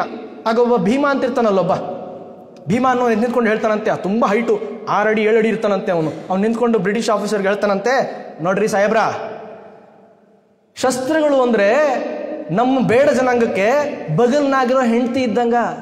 ಹೆಂಡತಿನ ಏನಾದ್ರೂ ಕಿತ್ಕೊಳ್ಲಿಕ್ಕೆ ಬಂದ್ರ ತಲೆ ಹಾರತ್ತವ ಅಷ್ಟ ಅಂತ. ಚೆಂಡು ಹೊಡಿತೀವಿ ಅಂತ ಗೊತ್ತಾ ನಿಮ್ ಕಡೆ, ಚೆಂಡು ಹಾರಿಸ್ತೀವಿ ನಿಮ್ಗೆ ಅಂತ ಹೇಳ್ತಾನೆ. ಬ್ರಿಟಿಷ್ ಆಫೀಸರ್ ಪಾಪ ಗೊತ್ತಿಲ್ಲ, ಕಿತ್ಕೊಳ್ಳಕ್ ಕೈ ಹಾಕ್ತಾನೆ, ಭೀಮಾ ಕೈನೇ ಕತ್ತರಿಸಾಕ್ಬಿಡ್ತಾನೆ. ಅವತ್ತು ಯಾರ್ಯಾರು ಬ್ರಿಟಿಷರು ಅಲ್ಲಿಗೆ ಬಂದಿದ್ರು ಒಬ್ಬರನ್ನು ಉಳಿಸ್ತಂತೆ ಅಷ್ಟು ಜನ ಸಾಯಿಸಿ ಹಾಕ್ಬಿಡ್ತಾರೆ, ಶಸ್ತ್ರ ಕಿತ್ಕೊಳ್ಳಕ್ ಬಂದ್ರು ಅನ್ನೋ ಕಾರಣಕ್ಕೆ. ಸೈನಿಕರಲ್ಲ, ರಾಜ ಅಲ್ಲ, ರಾಣಿ ಅಲ್ಲ, ಸಾಮಾನ್ಯ ಬೇಡ ಜನಾಂಗದ ಜನರು, ಹಲಗಲಿಯ ಬೇಡರು. ಇವತ್ತಿಗೂ ಆ ಕಥೆ ಅಲ್ಲಿ ಜ್ಞಾಪಕದಲ್ಲಿದೆ, ಲಾವಣಿ ಹಾಡ್ತಾರೆ ಜನ. ಬ್ರಿಟಿಷ್ ಒಬ್ಬ ತಪ್ಪಿಸ್ಕೊಳ್ತಾನೆ, ಬದುಕ್ಬಿಡ್ತಾನೆ. ಪಾಪ ಸಾಯೋ ಹೊತ್ತಿಗೆ ಅಲ್ಲಿ ಹೋಗಿ ಇನ್ಫಾರ್ಮ್ ಮಾಡ್ತಾನೆ. ಬ್ರಿಟಿಷ್ ಆಫೀಸರ್ಸ್ ಎಲ್ಲ ಅಲ್ಲಿಗೆ ಬರ್ತಾರೆ, ದೊಡ್ಡ ಸೈನ್ಯ ಕರ್ಕೊಂಡು ಬಂದು ಆ ಬೇಡರ ಜೊತೆ ಹೋರಾಟ ಮಾಡ್ಬೇಕಾದ್ರೆ ಬೇಡರು ಹೊರಗಡೆ ನಿಂತ್ಕೊಂಡು ಯುದ್ಧ ಮಾಡಿದ್ರೆ ಸತ್ತು ಹೋಗ್ಬಿಡ್ತೀವಿ, ಜಾಸ್ತಿ ಹೊತ್ತು ಫೈಟ್ ಮಾಡೋಕ್ಕಾಗಲ್ಲ ಅಂತ ಮನೆ ಒಳಗಡೆ ಸೇರ್ಕೊಂಡು ಕಿಟಕಿಗಳಿಂದ ಬಿಲ್ಲನ್ನ ಬಾಣವನ್ನ ಬಿಟ್ಟು ಫೈಟ್ ಮಾಡ್ತಾ ಇರ್ತಾರೆ ಹಲಗಲಿಯ ಬೇಡರು. ಅವ್ರ ಜೊತೆ ಹೋರಾಡಬೇಕಾದ್ರೆ ಬ್ರಿಟಿಷರು ಹಣ್ಣುಗಾಯಿ ನೀರ್ಗಾಯಿ ಆಗ್ಬಿಡ್ತಾರೆ. ಕಡೆಗೆ ಅವ್ರನ್ನ ಸೋಲಿಸ್ಲಿಕ್ಕಾಗದೆ ಮನೆಯ ಸುತ್ತ ಹತ್ತಿಯ ಮೂಟೆಗಳನ್ನ ಇಟ್ಟು ಬೆಂಕಿ ಇಟ್ಟು ಮನೆಯ ಒಳಗೆ ಅವ್ರಿಗೆ ಜೀವಂತ ಸಮಾಧಿ ಮಾಡಿಬಿಡ್ತಾರೆ, ಜೀವಂತವಾಗಿ ಸುಟ್ಟು ಹಾಕ್ಬಿಡ್ತಾರೆ. ಒಬ್ಬ ಬೇಡ ಕೂಡ ಮನೆಯಿಂದ ಹೊರಗಡೆ ಬಂದು ಜೀವ ಉಳಿಸ್ಕೊಳ್ಳೋಕೆ ಪ್ರಯತ್ನ ಪಡಲ್ಲ. ಯಾಕೆಂದ್ರೆ ಹೊರಗಡೆ ಬಂದ್ರೆ ಬ್ರಿಟಿಷರಿಂದ ನಾವು ಬಂಧನಕ್ಕೊಳಗಾಗಬೇಕಾಗುತ್ತೆ, ಸ್ವಾತಂತ್ರ್ಯ ನನಗೆ ಬೇಕು ಅನ್ನೋ ಕಾರಣಕ್ಕೋಸ್ಕರ ಒಬ್ಬರು ಹೊರಗಡೆ ಬರೋದಿಲ್ಲ. ಅಷ್ಟು ಜನ ಅಲ್ಲೇ ಪ್ರಾಣ ಕಳ್ಕೊಳ್ತಾರೆ.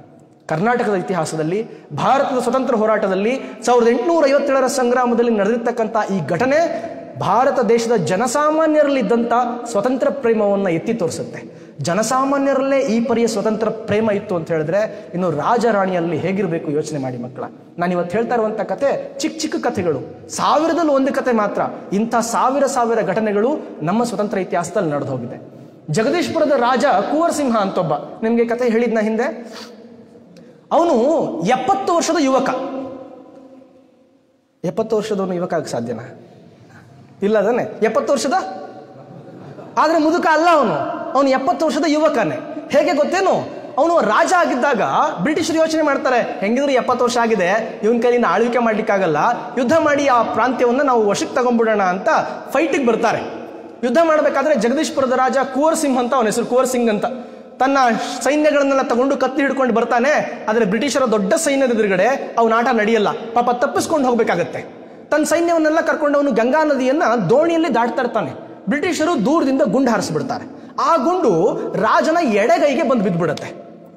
ಆ ಗುಂಡು ವಿಷದ ಗುಂಡು, ಎಲ್ಲೇ ಹೊಡೆದ್ರೂ ಇಡೀ ದೇಹಕ್ಕೆ ವಿಷ ವ್ಯಾಪಿಸುತ್ತೆ. ಇದು ಕುವರ್ ಸಿಂಗ್ ಗೊತ್ತಿತ್ತು. ಅವನೇನ್ ಮಾಡ್ದ ಗೊತ್ತಾ? ಗುಂಡನ್ನು ಹೀಗೆ ಬಿಟ್ರೆ ಇಡೀ ದೇಹ ಕೊಳೆಯುತ್ತೆ, ನಾನು ಸಾಯ್ಬೇಕಾಗುತ್ತಲ್ಲ ಅಂತ, ಸ್ವತಂತ್ರ ಹೋರಾಟ ಮಾಡಕ್ಕಾಗಲ್ವಲ್ಲ ಅಂತ ತನ್ನ ಬಲಗೈಲಿ ಕತ್ತಿಯನ್ನ ತೆಗೆದು ತನ್ನ ಕೈಯನ್ನೇ ಕತ್ತರಿಸ್ಕೊಂಡು ಆ ಕೈಯನ್ನ ಕೈಲಿ ಹಿಡ್ಕೊಂಡು ಹೇಳ್ತಾನೆ, ಗಂಗಾ ಮಾತೆಗೆ ನನ್ನ ಇದು ಅರ್ಪಣೆ ಅಂತ ಅವನು ನದಿಗೆ ಹಾಕ್ಬಿಡ್ತಾನೆ ಕೈನ. ಅವನು ಸಾಯೋದಿಲ್ಲ. ವಾಪಸ್ ಹೋಗಿ ಅವನಿಗೆ ಟ್ರೀಟ್ಮೆಂಟ್ ಆಗುತ್ತೆ, ಹುಷಾರಾಗ್ತಾನೆ. ಕೆಲವೇ ತಿಂಗಳುಗಳ ಕಾಲ ಟ್ರೀಟ್ಮೆಂಟ್ ತಗೊಂಡು ಮತ್ತೆ ಸೈನ್ಯವನ್ನೆಲ್ಲ ಸೇರಿಸಿ ಬ್ರಿಟಿಷರ ಮೇಲೆ ಮತ್ತು ಯುದ್ಧ ಮಾಡಿ ತನ್ನ ರಾಜ್ಯವನ್ನ ಬಿಡಿಸ್ಕೊಳ್ತಾನೆ ಮತ್ತು ಆ ಸ್ವತಂತ್ರ ರಾಜ್ಯದಲ್ಲಿ ಅವನು ತನ್ನ ಪ್ರಾಣ ಕಳ್ಕೊಳ್ತಾನೆ. ಜಗದೀಶ್ಪುರದ ರಾಜ ಕುವರ್ ಸಿಂಗ್ ಮಾಡಿದಂಥ ಧೀರೋದ್ಧಾತ್ತ ಹೋರಾಟ ಇದು 1857 ಸಂಗ್ರಾಮದಲ್ಲಿ ನಡೆದಿದ್ದು. ಇಂಥ ಹೋರಾಟ ಝಾನ್ಸಿ ರಾಣಿ ಲಕ್ಷ್ಮೀಬಾಯಿ ಕತೆ ನಿಮ್ಗೆ ಗೊತ್ತೇ ಇದೆ. 19 ವರ್ಷದ ಹೆಣ್ಮಗಳು, ಗಂಡ ತಿರೋಗ್ಬಿಟ್ಟಿರ್ತಾನೆ, ವಿಧವೆ ಪಾಪ. ಹೆಣ್ಮಗಳು ತನ್ನ ಕೈಯಲ್ಲಿ ಕತ್ತಿ ಹಿಡ್ಕೊಂಡು ಯುದ್ಧರಂಗಕ್ಕೆ ಧುಮುಕ್ತಾ ಇದ್ರೆ ಬ್ರಿಟಿಷರೆಲ್ಲ ಆಶ್ಚರ್ಯಚಕಿತರಾಗಿ ನೋಡ್ತಾ ಇದ್ದಾರೆ, ಹೆಣ್ಣು ಮಕ್ಕಳು ಯುದ್ಧ ಮಾಡ್ತಾರೆ ಈ ದೇಶದಲ್ಲಿ ಅಂತ.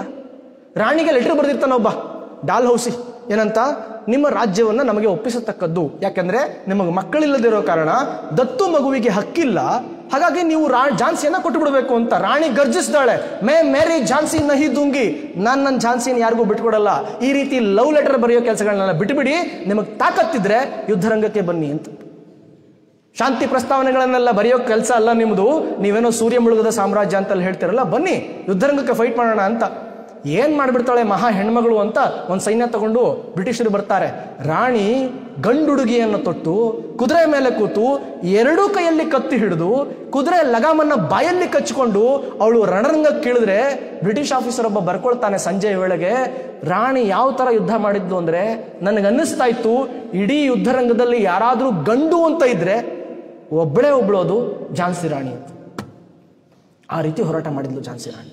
ಆಕೆ ಮಾಡಿದಂಥ ಹೋರಾಟಕ್ಕೆ ಯುದ್ಧದಲ್ಲಿ ಬ್ರಿಟಿಷ್ ಸೋಲ್ತಾರೆ. ಮೊದಲನೇ ಯುದ್ಧದಲ್ಲಿ ಮತ್ತೊಂದಷ್ಟು ಜನ ಸೈನಿಕರನ್ನ ಕರ್ಕೊಂಡು ಬಂದು ಇನ್ನೊಂದು ಟೀಮನ್ನು ಕರ್ಕೊಂಡು ಬಂದು ಇನ್ನೊಂದ್ಸಲ ಯುದ್ಧ ಮಾಡಬೇಕಾದ್ರೆ ರಾಣಿ ಅಲ್ಲಿಂದ ತಪ್ಪಿಸ್ಕೊಳ್ಬೇಕಾಗತ್ತೆ. ಕುದುರೆ ಮೇಲೆ ಕೂತು 40 ಅಡಿ ಎತ್ತರದ ಬೆಟ್ಟದಿಂದ ಅವಳು ಕೋಟೆಯಿಂದ ಹಾರ್ತಾಳೆ ತನ್ನ ಮಗುವನ್ನು ಕಟ್ಕೊಂಡು. ಅಲ್ಲಿಂದ ಕಿಲೋಮೀಟರ್ ಗಟ್ಟಲೆ ತಾನೊಬ್ಬಳೇ ಏಕಾಂಗಿಯಾಗಿ ಪ್ರಯಾಣ ಮಾಡಬೇಕಾದ್ರೆ ಹಿಂದ್ಗಡೆ 10 ಜನ ಬ್ರಿಟಿಷರು ಅಟ್ಟಿಸ್ಕೊಂಡು ಬರ್ತಾರೆ. ಬೋಕರ್ ಅಂತ ಅವನ ಹೆಸರು. ಕ್ಯಾಪ್ಟನ್ ಬೋಕರ್ ರಾಣಿಯನ್ನ ಹಿಡಿಬೇಕು ಅಂದ್ಕೊಂಡು ತನ್ನ 9 ಜನ ಸೈನಿಕರೊಡನೆ ಬರಬೇಕಾದ್ರೆ ರಾಣಿ ಹಿಂದೆ ತಿರುಗಿ ನೋಡ್ತಾಳೆ, ಸ್ಪೀಡಾಗಿ ಬರ್ತಾ ಇದ್ದಾರೆ, ಇನ್ನೊಂದು 5 ನಿಮಿಷ ಬಿಟ್ರೆ ಅವರು ಹಿಡಿದಾಕ್ಬಿಡ್ತಾರೆ ಅಂತ ಗೊತ್ತಾಯ್ತು. ರಾಣಿ ಯೋಚನೆ ಮಾಡ್ತಾಳೆ, ಹಿಂಗೆ ಹೋದ್ರೆ ಇವ್ರು ನನ್ನ ಹಿಡಿದಾಕ್ಬಿಡ್ತಾರೆ, ಸಿಗಬಾರ್ದು ಅಂತ ಒಂದು ಉಪಾಯ ಮಾಡ್ತಾಳೆ. ತಾನು ಓಡಿಸಿದಂತ ಸ್ಪೀಡಾಗಿ ಕುದುರೆ ಓಡಿಸ್ತಾ ಇದ್ದ, 10 ಜನರು ಹಾಗೆ ಸ್ಪೀಡಾಗಿ ಓಡಿಸ್ತಾ ಇದ್ರು. ರಾಣಿ ಸಡನ್ ಕುದುರೆ ನಿಲ್ಸಿದ್ ನೋಡಿ ಬೋಕರ್ ತಲೆ ಕೆಟ್ಟೋಯ್ತು. ಅರೆ ಯಾಕೆ ನಿಲ್ಸ್ಬಿಟ್ಲು ರಾಣಿ ಕುದುರೆನ ಅಂತ ತಾನು ತಂತು ಕುದುರೆಗೆ ಕಾಲಲ್ಲಿ ತಿವಿಯೋದಕ್ಕೆ ಶುರು ಮಾಡ್ದ. ಪಾಪ ಬೋಕರ್ಗೆ ರಾಣಿಗಿಂತಲೂ ಸ್ಪೀಡಾಗಿ ಕುದುರೆ ಓಡಿಸಕ್ ಬರ್ತಾ ಇತ್ತು, ರಾಣಿಯಷ್ಟು ಸ್ಪೀಡಾಗಿ ಕುದುರೆ ನಿಲ್ಸಕ್ ಬರ್ತಾ ಇರಲಿಲ್ಲ. ಪಾಪ ಕುದುರೆ ಬಂದಂಗೆ ಬಂತು, ರಾಣಿ ಏನು ಮಾಡಲಿಲ್ಲ, ತನ್ನ ಕೈಲಿದ್ದಂಥ ಕತ್ತಿ ತೆಗೆದು ಗಾಳಿಗೆ ಹಿಂಗೆ ಹಿಡಿದ್ಲು ಅಷ್ಟೇ. ಬೋಕರ್ ಬಂದವನೇ ಕತ್ತಿಗೆ ಸಿಕ್ಕಿ ಸತ್ತೇ ಹೋಗ್ತಾನೆ. ಇನ್ನು ಉಳಿದಂಥ 9 ಜನ ಒಬ್ಬಳು ರಾಣಿ ಜೊತೆ ಫೈಟ್ ಮಾಡ್ತಾರೆ, ಒಂದು ಹೆಣ್ಮಗಳ ಜೊತೆ 9 ಜನ. ಅದನ್ನ ಕವಿ ವರ್ಣಿಸ್ತಾನೆ, ಒಂದು ಸಿಂಹದ ಜೊತೆ 10 ಕಿರುಬಗಳು ಕಿತ್ತಾಡ್ತಿದ್ದ ತರ ಅಂತ. ಆ ಥರ ಫೈಟ್ ಮಾಡಬೇಕಾದ್ರೆ ರಾಣಿ ಹೋರಾಟ ಹೇಗೆ ಮಾಡಿದ್ಲು ಅಂತ ಹೇಳಿದ್ರೆ ಅಷ್ಟು ಜನನು ಕೊಂದು ಹಾಕ್ತಾಳೆ. ಆದರೆ ಹಾಗೆ ಅಷ್ಟು ಜನ ಸಾಯೋದಕ್ಕೆ ಮುಂಚೆ ರಾಣಿಯ ದೇಹ ಪೂರ್ತಿ ರಕ್ತ ಆಗಿರುತ್ತೆ, ಆಕೆಯ ಬಲಗಣ್ಣು ಕಿತ್ತು ಬಂದಿರುತ್ತೆ, ಎಡಕಪೋಲ ಹರಿದು ಹೋಗಿರುತ್ತೆ, ಬೆನ್ನಿಗೆ, ಹೊಟ್ಟೆಗೆ, ಕಾಲಿಗೆ, ಕೈಗೆ ಎಲ್ಲ ಕಡೆ ಚಾಕುವಿನಿಂದ ಕತ್ತಿಯಿಂದ ಇರಿದಂಥ ಗಾಯಗಳಾಗಿ ರಕ್ತ ತಲೆಯಿಂದ ಹರಿದು ಅವಳ ಕಾಲ ಹತ್ರ ತೊಟ್ಟಿಗ್ತಾ ಇರುತ್ತೆ ನೆಲಕ್ಕೆ. ಅಂಥ ಸಂದರ್ಭದಲ್ಲಿ ಪಶ್ಚಿಮದಲ್ಲಿ ಸೂರ್ಯ ಮುಳುಗ್ತಾ ಇರ್ತಾನೆ. ಸೂರ್ಯನ ಕಿರಣಗಳು ಆಕೆಯ ರಕ್ತದಿಂದ ಒದ್ದೆಯಾದಂಥ ಮುಖದ ಮೇಲೆ ಬೀಳ್ತಾ ಇರುತ್ತೆ. ಶ್ವೇತವರ್ಣದ ರಾಣಿಯ ಮುಖದ ಮೇಲೆ ಕೆಂಪು ರಕ್ತ, ಅದರ ಮೇಲೆ ಸೂರ್ಯನ ಕಿರಣಗಳು. ಬಂಗಾರದ ಬಣ್ಣದ ಸೂರ್ಯಕಿರಣ ಬೀಳ್ಬೇಕಾದ್ರೆ ಹೇಗೆ ಕಾಣ್ತಿದ್ದಂತೆ ರಾಣಿ ಗೊತ್ತಾ? ಕವಿಯೊಬ್ಬ ಬರಿತಾನೆ, ರಕ್ತ ಸ್ನಾನ ಮಾಡಿದ ಸ್ವತಂತ್ರ ದೇವತೆಯ ತರ ಝಾನ್ಸಿ ರಾಣಿ ಕಾಣ್ತಾ ಇದ್ಲು ಅಂತ. ರಾಣಿ ಕೆಳಗಡೆ ಬೀಳ್ತಾಳೆ, ಮಂತ್ರಿಗಳೆಲ್ಲ ಹತ್ತಿರಕ್ಕೆ ಬರ್ತಾರೆ, ಮಂತ್ರಿ ಸೇನಾಧಿಪತಿಗಳೆಲ್ಲ. ರಾಣಿ ತನ್ನ ಕೊನೆಯ ಆಸೆ ಏನು ಅಂತ ಕೇಳಿದ್ರೆ ಏನು ಹೇಳ್ತಾಳೆ ಗೊತ್ತೇನು? ರಾಣಿ ಹೇಳ್ತಾಳೆ, ಇದುವರೆಗೂ ಬ್ರಿಟಿಷರು ಎಲ್ಲಿ ಕಾಲಿಟ್ಟಿಲ್ವು ಅಂಥ ಸ್ವತಂತ್ರ ಝಾನ್ಸಿಯಲ್ಲಿ ನನ್ನ ಅಂತ್ಯಕ್ರಿಯೆ ಮಾಡಿ ಅಂತ. ನನ್ನ ಸಮಾಧಿ ಅಲ್ಲಿ ಮಾಡಬೇಕು, ಯಾವ ಬ್ರಿಟಿಷ್ ವ್ಯಕ್ತಿನೂ ನನ್ನ ಮುಟ್ಟಬಾರದು, ಅಂಥ ಜಾಗದಲ್ಲಿ ನಾನು ಪ್ರಾಣವನ್ನು ಬಿಡಬೇಕು ಅಂತ ಅವಳು ಹೇಳಿ ಅಲ್ಲೇ ಹತ್ತಿರದಲ್ಲಿದ್ದಂಥ ತನ್ನ ಗುರುಗಳ ಆಶ್ರಮದ ಬಳಿಗೆ ಹೋಗಿ ಅಲ್ಲಿ ತನ್ನ ಪ್ರಾಣ ಬಿಡ್ತಾಳೆ. ಇವತ್ತಿಗೂ ಸಹ ಗ್ವಾಲಿಯರ್ ಅನ್ನುವಂಥ ಜಾಗದಲ್ಲಿ ನೀವು ಝಾನ್ಸಿ ರಾಣಿಯ ಸಮಾಧಿಯನ್ನು ನೋಡಬಹುದು. ಈ ರೀತಿಯ 6.5 ಲಕ್ಷ ಜನ ಸ್ವತಂತ್ರ ಹೋರಾಟಗಾರರು ಸ್ವಾತಂತ್ರ್ಯಕ್ಕೋಸ್ಕರ ತಮ್ಮ ಪ್ರಾಣತ್ಯಾಗ ಮಾಡಿದ ಮೇಲೆ ನಮಗೆ ಸಿಕ್ಕಿದ್ದು ಈ ಸ್ವಾತಂತ್ರ್ಯ. 1857 ಸಂಗ್ರಾಮದ ನಂತರ ವಾಸುದೇವ ಬಲವಂತ ಫಡ್ಕೆ ಅನ್ನೋಬ್ಬ ಕ್ರಾಂತಿಕಾರಿ, ಅವನು ಹೋರಾಟ ಮಾಡ್ತಾನೆ. ಅವನ ಕತೆ ಹೇಳಲಿಕ್ಕೆ ಬಹುಶಃ ಸಮಯ ಜಾಸ್ತಿ ಆಗುತ್ತೆ, ಹೀಗಾಗಿ ನಾನು ಮುಂದಕ್ಕೆ ಹೋಗ್ಬಿಡ್ತೀನಿ. ವಾಸುದೇವ ಬಲವಂತ ಫಡ್ಕೆ ಬ್ರಿಟಿಷ್ ಸೈನ್ಯದಲ್ಲಿ ಬ್ರಿಟಿಷರಲ್ಲಿ ಪೊಲೀಸ್ ಆಗಿ ಕೆಲಸಕ್ಕೆ ಸೇರ್ಕೊಂಡಿರ್ತಾನೆ. ರಜೆ ಕೊಡ್ಲಿಲ್ಲ ತಾಯಿ ಸತ್ತಾಗ ಅಂತ ಹೇಳಿ ಆ ಕೆಲಸಕ್ಕೆ ರಾಜೀನಾಮೆ ಕೊಟ್ಟು ಬ್ರಿಟಿಷರ ವಿರುದ್ಧ ರಾಮೋಶಿಗಳು ಅನ್ನುವಂಥ ಒಬ್ಬ ಸಾಧಾರಣ ಬುಡಕಟ್ಟು ಜನರನ್ನ ಸೇರಿಸಿಕೊಂಡು ಫೈಟ್ ಮಾಡ್ತಾನೆ. ಅವನ ಫೈಟ್ಗೆ ಬ್ರಿಟಿಷರು ಹೇಗೆ ಹೆದರಿದ್ರು ಅಂದ್ರೆ ಅವನ ತಲೆಗೆ ಲಕ್ಷಾಂತರ ರೂಪಾಯಿ ಬಹುಮಾನ ಘೋಷಣೆ ಮಾಡಿರ್ತಾರೆ. ಸ್ನೇಹಿತನೊಬ್ಬ ಮಾಡಿದಂಥ ಮಿತ್ರದ್ರೋಹದಿಂದ ವಾಸುದೇವ ಸಿಕ್ಕಾಕೊಳ್ತಾನೆ. ಅವನನ್ನು ಕರ್ಕೊಂಡು ಹೋಗಿ ಏಡನ್ನಿನ ಕಾರಾಗೃಹದಲ್ಲಿ ಇಡ್ತಾರೆ. ದೂರದ ಏಡನ್, ಕೊಲ್ಲಿ ರಾಷ್ಟ್ರ ಅಲ್ಲಿ ತಗೊಂಡೋಗಿ ಇಡ್ತಾರೆ. ಆದರೆ ಇವನೆಂಥ ಚಾಣಾಕ್ಷ ಅಂದರೆ ಸೆರೆಮನೆಗಿದ್ದಂಥ ಬಾಗಿಲನ್ನೇ ಮುರ್ಕೊಂಡು ತಪ್ಪಿಸ್ಕೊಂಡು ಬಂದ್ಬಿಟ್ಟಿರ್ತಾನೆ. ಮರುಭೂಮಿಯಲ್ಲಿ ಅಡ್ಡಾಡಬೇಕಾದ್ರೆ ಅವನಿಗೆ ಬೋಟ್ ಸಿಗಲ್ಲ, ದೋಣಿ ಸಿಕ್ಕಿದ್ರೆ ತಪ್ಪಿಸ್ಕೊಂಡು ಬಂದ್ಬಿಡ್ತಾ ಇದ್ದ ಪಾಪ. ಮತ್ತೊಮ್ಮೆ ಸೆರೆ ಸಿಗ್ತಾನೆ. ಹೀಗಾಗಿ ಅವನು ಸೆರೆಮನೆಯಲ್ಲೇ ತನ್ನ ಪ್ರಾಣ ಬಿಡಬೇಕಾಗುತ್ತೆ. ವಾಸುದೇವನ ನಂತರ ಚಾಫೇಕರ್ ಬ್ರದರ್ಸ್ ಅಂತ 3 ಜನ ಸೋದರರು. ಅವರು ಬ್ರಿಟಿಷರ ವಿರುದ್ಧ ಶಸ್ತ್ರಾಸ್ತ್ರ ಹೋರಾಟ ಮಾಡ್ತಾರೆ. ಆನಂತರ ಬಾಲಗಂಗಾಧರ ತಿಲಕ್, ಬಿಪಿನ್ ಚಂದ್ರಪಾಲ್, ಲಾಲಾ ಲಜಪತ್ ರಾಯ್, ಭಗತ್ ಸಿಂಗ್, ರಾಜ್ಗುರು ಸುಖದೇವ್, ಚಂದ್ರಶೇಖರ್ ಆಜಾದ್, ವಿನಾಯಕ ದಾಮೋದರ ಸಾವರ್ಕರ್, ಈ ರೀತಿ ಅನೇಕ ಜನ ನಮ್ಮ ದೇಶಕ್ಕೋಸ್ಕರ ಹೋರಾಟ ಮಾಡಿದ್ದಾರೆ. ನಾನು ಎಲ್ಲರ ಕಥೆಗಳನ್ನು ಹೇಳಬೇಕು, ಆದರೆ 1 ಗಂಟೆಯಲ್ಲಿ ನಾನು ಎಲ್ಲರ ಕಥೆಗಳನ್ನ ಹೇಳಲಿಕ್ಕೆ ಸಾಧ್ಯ ಆಗದಿರೋದ್ರಿಂದ ನಿಮಗೂ ಕೇಳಿ ಅದು ಜಾಸ್ತಿ ಆಗುತ್ತೆ ಅನ್ನೋ ಕಾರಣಕ್ಕೋಸ್ಕರ ಮತ್ತೆ ಮುಂದೆ ಕ್ವಶನ್ ಅಂಡ್ ಆನ್ಸರ್ ಸೆಷನ್ ಕೂಡ ಇರಬೇಕು ಅಂತ ಅನ್ಕೊಳ್ತೀನಿ. ಹೀಗಾಗಿ ಇನ್ನು ಅದನ್ನು ಮುಂದುವರಿಸಲಿಕ್ಕೆ ಹೋಗಲ್ಲ. ಆದರೆ 1947ನೇ ಇಸ್ವಿಯಲ್ಲಿ ನಮ್ಗೆ ಹೇಗೆ ಸ್ವತಂತ್ರ ಬಂತು ಅನ್ನೋದನ್ನ ಚಿಕ್ಕದಾಗಿ ಹೇಳ್ಬಿಡ್ತೀನಿ. ನಾವು ಯಾರೇ ಪ್ರಶ್ನೆ ಮಾಡಿದ್ರು ನಮ್ಮ ಮಕ್ಕಳು ಸ್ವತಂತ್ರ ಯಾರು ತಂದುಕೊಟ್ರು ಅಂದ ತಕ್ಷಣ ಮಹಾತ್ಮ ಗಾಂಧೀಜಿ ಸರ್ ಅಂತ ಹೇಳ್ತೀವಿ. ಹೌದಾ? ಮಹಾತ್ಮ ಗಾಂಧೀಜಿ ಸ್ವತಂತ್ರ ತಂದುಕೊಟ್ರಾ? ಖಂಡಿತವಾಗಿ ಹೌದು. ಭಾರತಕ್ಕೆ ಸ್ವತಂತ್ರ ಬರುವಲ್ಲಿ ಮಹಾತ್ಮ ಗಾಂಧೀಜಿಯವರ ಪಾತ್ರ ಅತ್ಯಂತ ಅಮೋಘವಾದುದು. ಅದರಲ್ಲಿ 2 ಮಾತಿಲ್ಲ. ಆದರೆ ಮಹಾತ್ಮ ಗಾಂಧೀಜಿ ಒಬ್ಬರಿಂದಲೇ ಸ್ವತಂತ್ರ ಸಿಕ್ತು ಅಂತ ಹೇಳ್ತಾರಲ್ಲ, ಅದು ಸುಳ್ಳು. ಭಾರತಕ್ಕೆ ಸ್ವಾತಂತ್ರ್ಯ ಬೇರೆ ಬೇರೆ ಮಜಲಿನ ಮುಖಾಂತರ ಸಿಕ್ಕಿದೆ, ಬೇರೆ ಬೇರೆ ಮೆಟ್ಟಿಲುಗಳ ಮುಖಾಂತರ ಸಿಕ್ಕಿದೆ. ಮಹಾತ್ಮ ಗಾಂಧೀಜಿಯವರು ಭಾರತದ ಸ್ವತಂತ್ರದ ಕೊನೆಯಲ್ಲಿ ಬಂದಿದ್ದರಿಂದ, ಆ ಸಂದರ್ಭದಲ್ಲಿ ಅವರು ಇದ್ದಿದ್ದರಿಂದ ಪೂರ್ಣ ಕ್ರೆಡಿಟ್ ಅನ್ನು ಅವರಿಗೆ ಕೊಡುವಂಥ ಕೆಲಸ ಆಯಿತು. ಆದರೆ ವಾಸ್ತವದಲ್ಲಿ ಭಾರತದ ಸ್ವತಂತ್ರಕ್ಕೆ ಪ್ರಮುಖ ಕಾರಣ ಆಗಿದ್ದು ಮಹಾತ್ಮ ಗಾಂಧೀಜಿಯವರಷ್ಟೇ ಅವ್ರಿಗೆ ಗೌರವ ಸಿಗಬೇಕಾಗಿರತಕ್ಕಂಥದ್ದು ಸುಭಾಷ್ ಚಂದ್ರ ಬೋಸ್ ಮತ್ತು ಅವರು ಕಟ್ಟಿದಂಥ INA, ಇಂಡಿಯನ್ ನ್ಯಾಷನಲ್ ಆರ್ಮಿ. ಇದು ನಿಮಗೆ ಗೊತ್ತಿರಲಿ ಮಕ್ಕಳ. ಸುಭಾಷ್ ಚಂದ್ರ ಬೋಸ್ ಧಾರಾವಾಹಿ ಬರ್ತಾ ಇದೆ. ಮನೆಯಲ್ಲಿದ್ದಾಗ ಲಾಕ್ಡೌನಲ್ಲಿ TV ನೋಡಿದ್ರಾ? ಸುಭಾಷ್ ಚಂದ್ರ ಬೋಸ್ ಧಾರಾವಾಹಿ ನೋಡ್ತಾ ಇದ್ರಾ? ಚೆನ್ನಾಗಿ ಬರ್ತಾ ಇದೆ ಅಲ್ವಾ? ಅದರಲ್ಲೇ ನೀವು ನೋಡಿರ್ತೀರಾ. ತಂದೆ ಮಗನಿಗೆ ಹೇಳ್ತಾನೆ, ಮಗ ಇಲ್ಲೇ ಇದ್ರೆ ಕೆಟ್ಟೋಗ್ಬಿಡ್ತಾನೆ ದೇಶ ಗೀಶ ಅನ್ಕೊಂಡು, ಇವನ್ನ ವಿದೇಶಕ್ಕೆ ಕಳಿಸ್ಬಿಡೋಣ ಅಂತ ಲಂಡನ್ಗೆ ಹೋಗು ಮರಿ, ಅಲ್ಲಿ ICS ಎಕ್ಸಾಮ್ ಬರಿ ಅಂತ ಹೇಳ್ತಾರೆ, Indian civil service. Subhash Chandra Bose ಹೇಳ್ತಾರೆ, ಇಲ್ಲ ನಾನು ಹೋಗಲ್ಲ. ಯಾಕೆ ಹೋಗಲ್ಲ? ಬ್ರಿಟಿಷರ ಹತ್ರ ಚಾಕರಿ ಮಾಡೋದಕ್ಕೆ ನಾನು ಹುಟ್ಟಿದವನಲ್ಲ, ಬ್ರಿಟಿಷರ ವಿರುದ್ಧ ಫೈಟ್ ಮಾಡೋದಕ್ಕೆ ನಾನು ಹುಟ್ಟಿದವನು ಅಂತ. ತಂದೆ ಹೇಳ್ತಾರೆ, ನಿನಗೆ ಎಕ್ಸಾಮಲ್ಲಿ ಫೇಲ್ ಆಗ್ಬಿಡ್ತೀನಿ ಅಂತ ಭಯ ಅಂತ. ಸುಭಾಷ್ ಚಂದ್ರ ಬೋಸ್ ಹೇಳಿ, ಯಾವ ಭಯ? ನನಗೆ ಯಾವ ಭಯನೂ ಇಲ್ಲ, ನಾನು ಎಕ್ಸಾಮ್ ಬರಿತೀನಿ, ಪಾಸ್ ಮಾಡ್ತೀನಿ. ಆದರೆ ಬ್ರಿಟಿಷರ ಹತ್ರ ಕೆಲಸ ಮಾಡಲ್ಲ. ನೀವು ಓಕೆ ಅಂದ್ರೆ ಹೋಗ್ತೀನಿ ಇಂಗ್ಲೆಂಡ್ಗೆ ಅಂತ. ಆಯ್ತು, ಹೋಗ್ಬಾ ನೋಡೋಣ, ಪಾಸ್ ಮಾಡು ಫಸ್ಟ್ ಅಂತ ಹೇಳ್ತಾರೆ. ಮಗ ಇಂಗ್ಲೆಂಡಿಗೆ ಹೋಗ್ತಾನೆ. ಕೆಲವೇ ತಿಂಗಳುಗಳ ಕಾಲ ಓದಿ ಇಡೀ ಯುರೋಪಿಗೆ 4th ರ್ಯಾಂಕಲ್ಲಿ ಪಾಸ್ ಆಗ್ತಾನೆ. ಯಾರು? ಸುಭಾಷ್ ಚಂದ್ರ ಬೋಸ್. ಅವ್ರಿಗೆ ಕೆಲಸ ಸಿಕ್ತು. ಬ್ರಿಟಿಷರ ಸೈನ್ಯದಲ್ಲಿ, ಬ್ರಿಟಿಷರ ಆ ಆಡಳಿತ ವ್ಯವಸ್ಥೆಯಲ್ಲಿ ಒಂದು ಡಿಸ್ಟ್ರಿಕ್ಟ್ ಕಲೆಕ್ಟರ್ ಸಮಾನಾಂತರವಾದಂಥ ಹುದ್ದೆಯನ್ನು ಅವರು ಕೊಡಲಾಗಿತ್ತು. ಆದರೆ ಸುಭಾಷ್ ಚಂದ್ರ ಬೋಸ್ ಅವ್ರು ಏನು ಮಾಡ್ತಾರೆ ಗೊತ್ತೇನು? ಆ ಆರ್ಡರ್ನ, ಅಪಾಯಿಂಟ್ಮೆಂಟ್ ಆರ್ಡರ್ನ ಬ್ರಿಟಿಷ್ ಆಫೀಸರ್ ಮುಖಕ್ಕೆ ಎಸೆದು, ನಿಮಗೆ ನಾನು ಪ್ರೂವ್ ಮಾಡ್ಕೊಳ್ಳಿಕ್ಕಲ್ಲ, ಕೆಲಸ ತಗೊಳ್ಳಿಕ್ಕಲ್ಲ ಈ ಎಕ್ಸಾಮ್ ಬರೆದಿದ್ದು, ನಮ್ಮ ಅಪ್ಪಂಗೆ ನಾನೇನು ಅಂತ ತೋರಿಸ್ಬೇಕಿತ್ತು, ಅದಕ್ಕೆ ಎಕ್ಸಾಮ್ ಬರೆದೆ, ಅದಾಯಿತು, ಇವಾಗ ರಾಜೀನಾಮೆ ಕೊಟ್ಟು ನಿಮ್ಮ ವಿರುದ್ಧ ಫೈಟ್ ಮಾಡ್ತೀನಿ ಅಂತ ಎಚ್ಚರಿಕೆ ಕೊಟ್ಟು ಭಾರತಕ್ಕೆ ಬರ್ತಾರೆ. ಭಾರತಕ್ಕೆ ಬಂದು ಗಾಂಧೀಜಿ ಜೊತೆ ಸೇರ್ಕೊಳ್ತಾರೆ, ಕಾಂಗ್ರೆಸ್ ಸೇರ್ಕೊಳ್ತಾರೆ. ಗಾಂಧೀಜಿಯವರಿಗೂ ಸುಭಾಷ್ ಚಂದ್ರ ಬೋಸರಿಗೂ ಶಾಂತಿ ಮತ್ತು ಕ್ರಾಂತಿಯ ವಿಚಾರದಲ್ಲಿ ಸ್ವಲ್ಪ ವೈಮನಸ್ಸೆ ಬಂದು, ವೈಚಾರಿಕ ಭೇದಗಳು ಬಂದಿದ್ದರಿಂದಾಗಿ, ಭಿನ್ನಾಭಿಪ್ರಾಯ ಬಂದಿದ್ದಾಗಿ ಅವರು ಕಾಂಗ್ರೆಸ್ ಅನ್ನ ಬಿಡ್ತಾರೆ. ಬ್ರಿಟಿಷರ ವಿರುದ್ಧ ಫೈಟ್ ಮುಂದೆ ಮಾಡ್ತಾರೆ. ಅವ್ರನ್ನ ಜೈಲಿಗೆ ಹಾಕ್ಬಿಡ್ತಾರೆ ಬ್ರಿಟಿಷರು. ಜೈಲಿನಲ್ಲಿದ್ದಾಗ ಅವ್ರ ಆರೋಗ್ಯ ಕೆಡುತ್ತೆ. ಅದಕ್ಕೆ ಅವ್ರನ್ನ ಕರ್ಕೊಂಡು ಬಂದು ಮನೆಯಲ್ಲಿ ಗೃಹ ಬಂಧನದಲ್ಲಿ ಇಡ್ತಾರೆ. ಆ ಗೃಹ ಬಂಧನದಿಂದ ತಪ್ಪಿಸಿಕೊಂಡಂತ ಸುಭಾಷ್ ಚಂದ್ರ ಬೋಸರು ಅಫ್ಘಾನಿಸ್ತಾನ ಮಾರ್ಗವಾಗಿ ಮೂಗನ ತರ ವೇಷ ಮಾಡಿಕೊಂಡು, ಅಂದ್ರೆ ನಾನು ಮೂಗ ಅಂತ ಅವರು ಹೇಳಿದ ಮಾತು ಬರಲ್ಲ ಅನ್ನೋ ತರ ನಟಿಸ್ತಾ ಮುಸ್ಲಿಂ ವೇಷ ಹಾಕೊಂಡು ಬ್ರಿಟಿಷರಿಗೆ ಚಳ್ಳೆ ಹಣ್ಣು ತಿನ್ನಿಸಿ ಜರ್ಮನಿಗೆ ಹೋಗ್ಬಿಡ್ತಾರೆ. ಜರ್ಮನಿಗೆ ಹೋಗಿ ಹಿಟ್ಲರ್ ಭೇಟಿ ಮಾಡ್ತಾರೆ. ಇಟಲಿಗೆ ಹೋಗಿ ಮುಸೋಲಿನಿ ಭೇಟಿ ಮಾಡ್ತಾರೆ. ಅವರಿಬ್ಬರನ್ನು ಕೇಳ್ತಾರೆ, ನಾವು ಸ್ವತಂತ್ರಕ್ಕೋಸ್ಕರ ಫೈಟ್ ಮಾಡ್ತಾ ಇದ್ದೀವಿ, ನಮ್ಗೆ ಹೆಲ್ಪ್ ಮಾಡಿ ಅಂತ.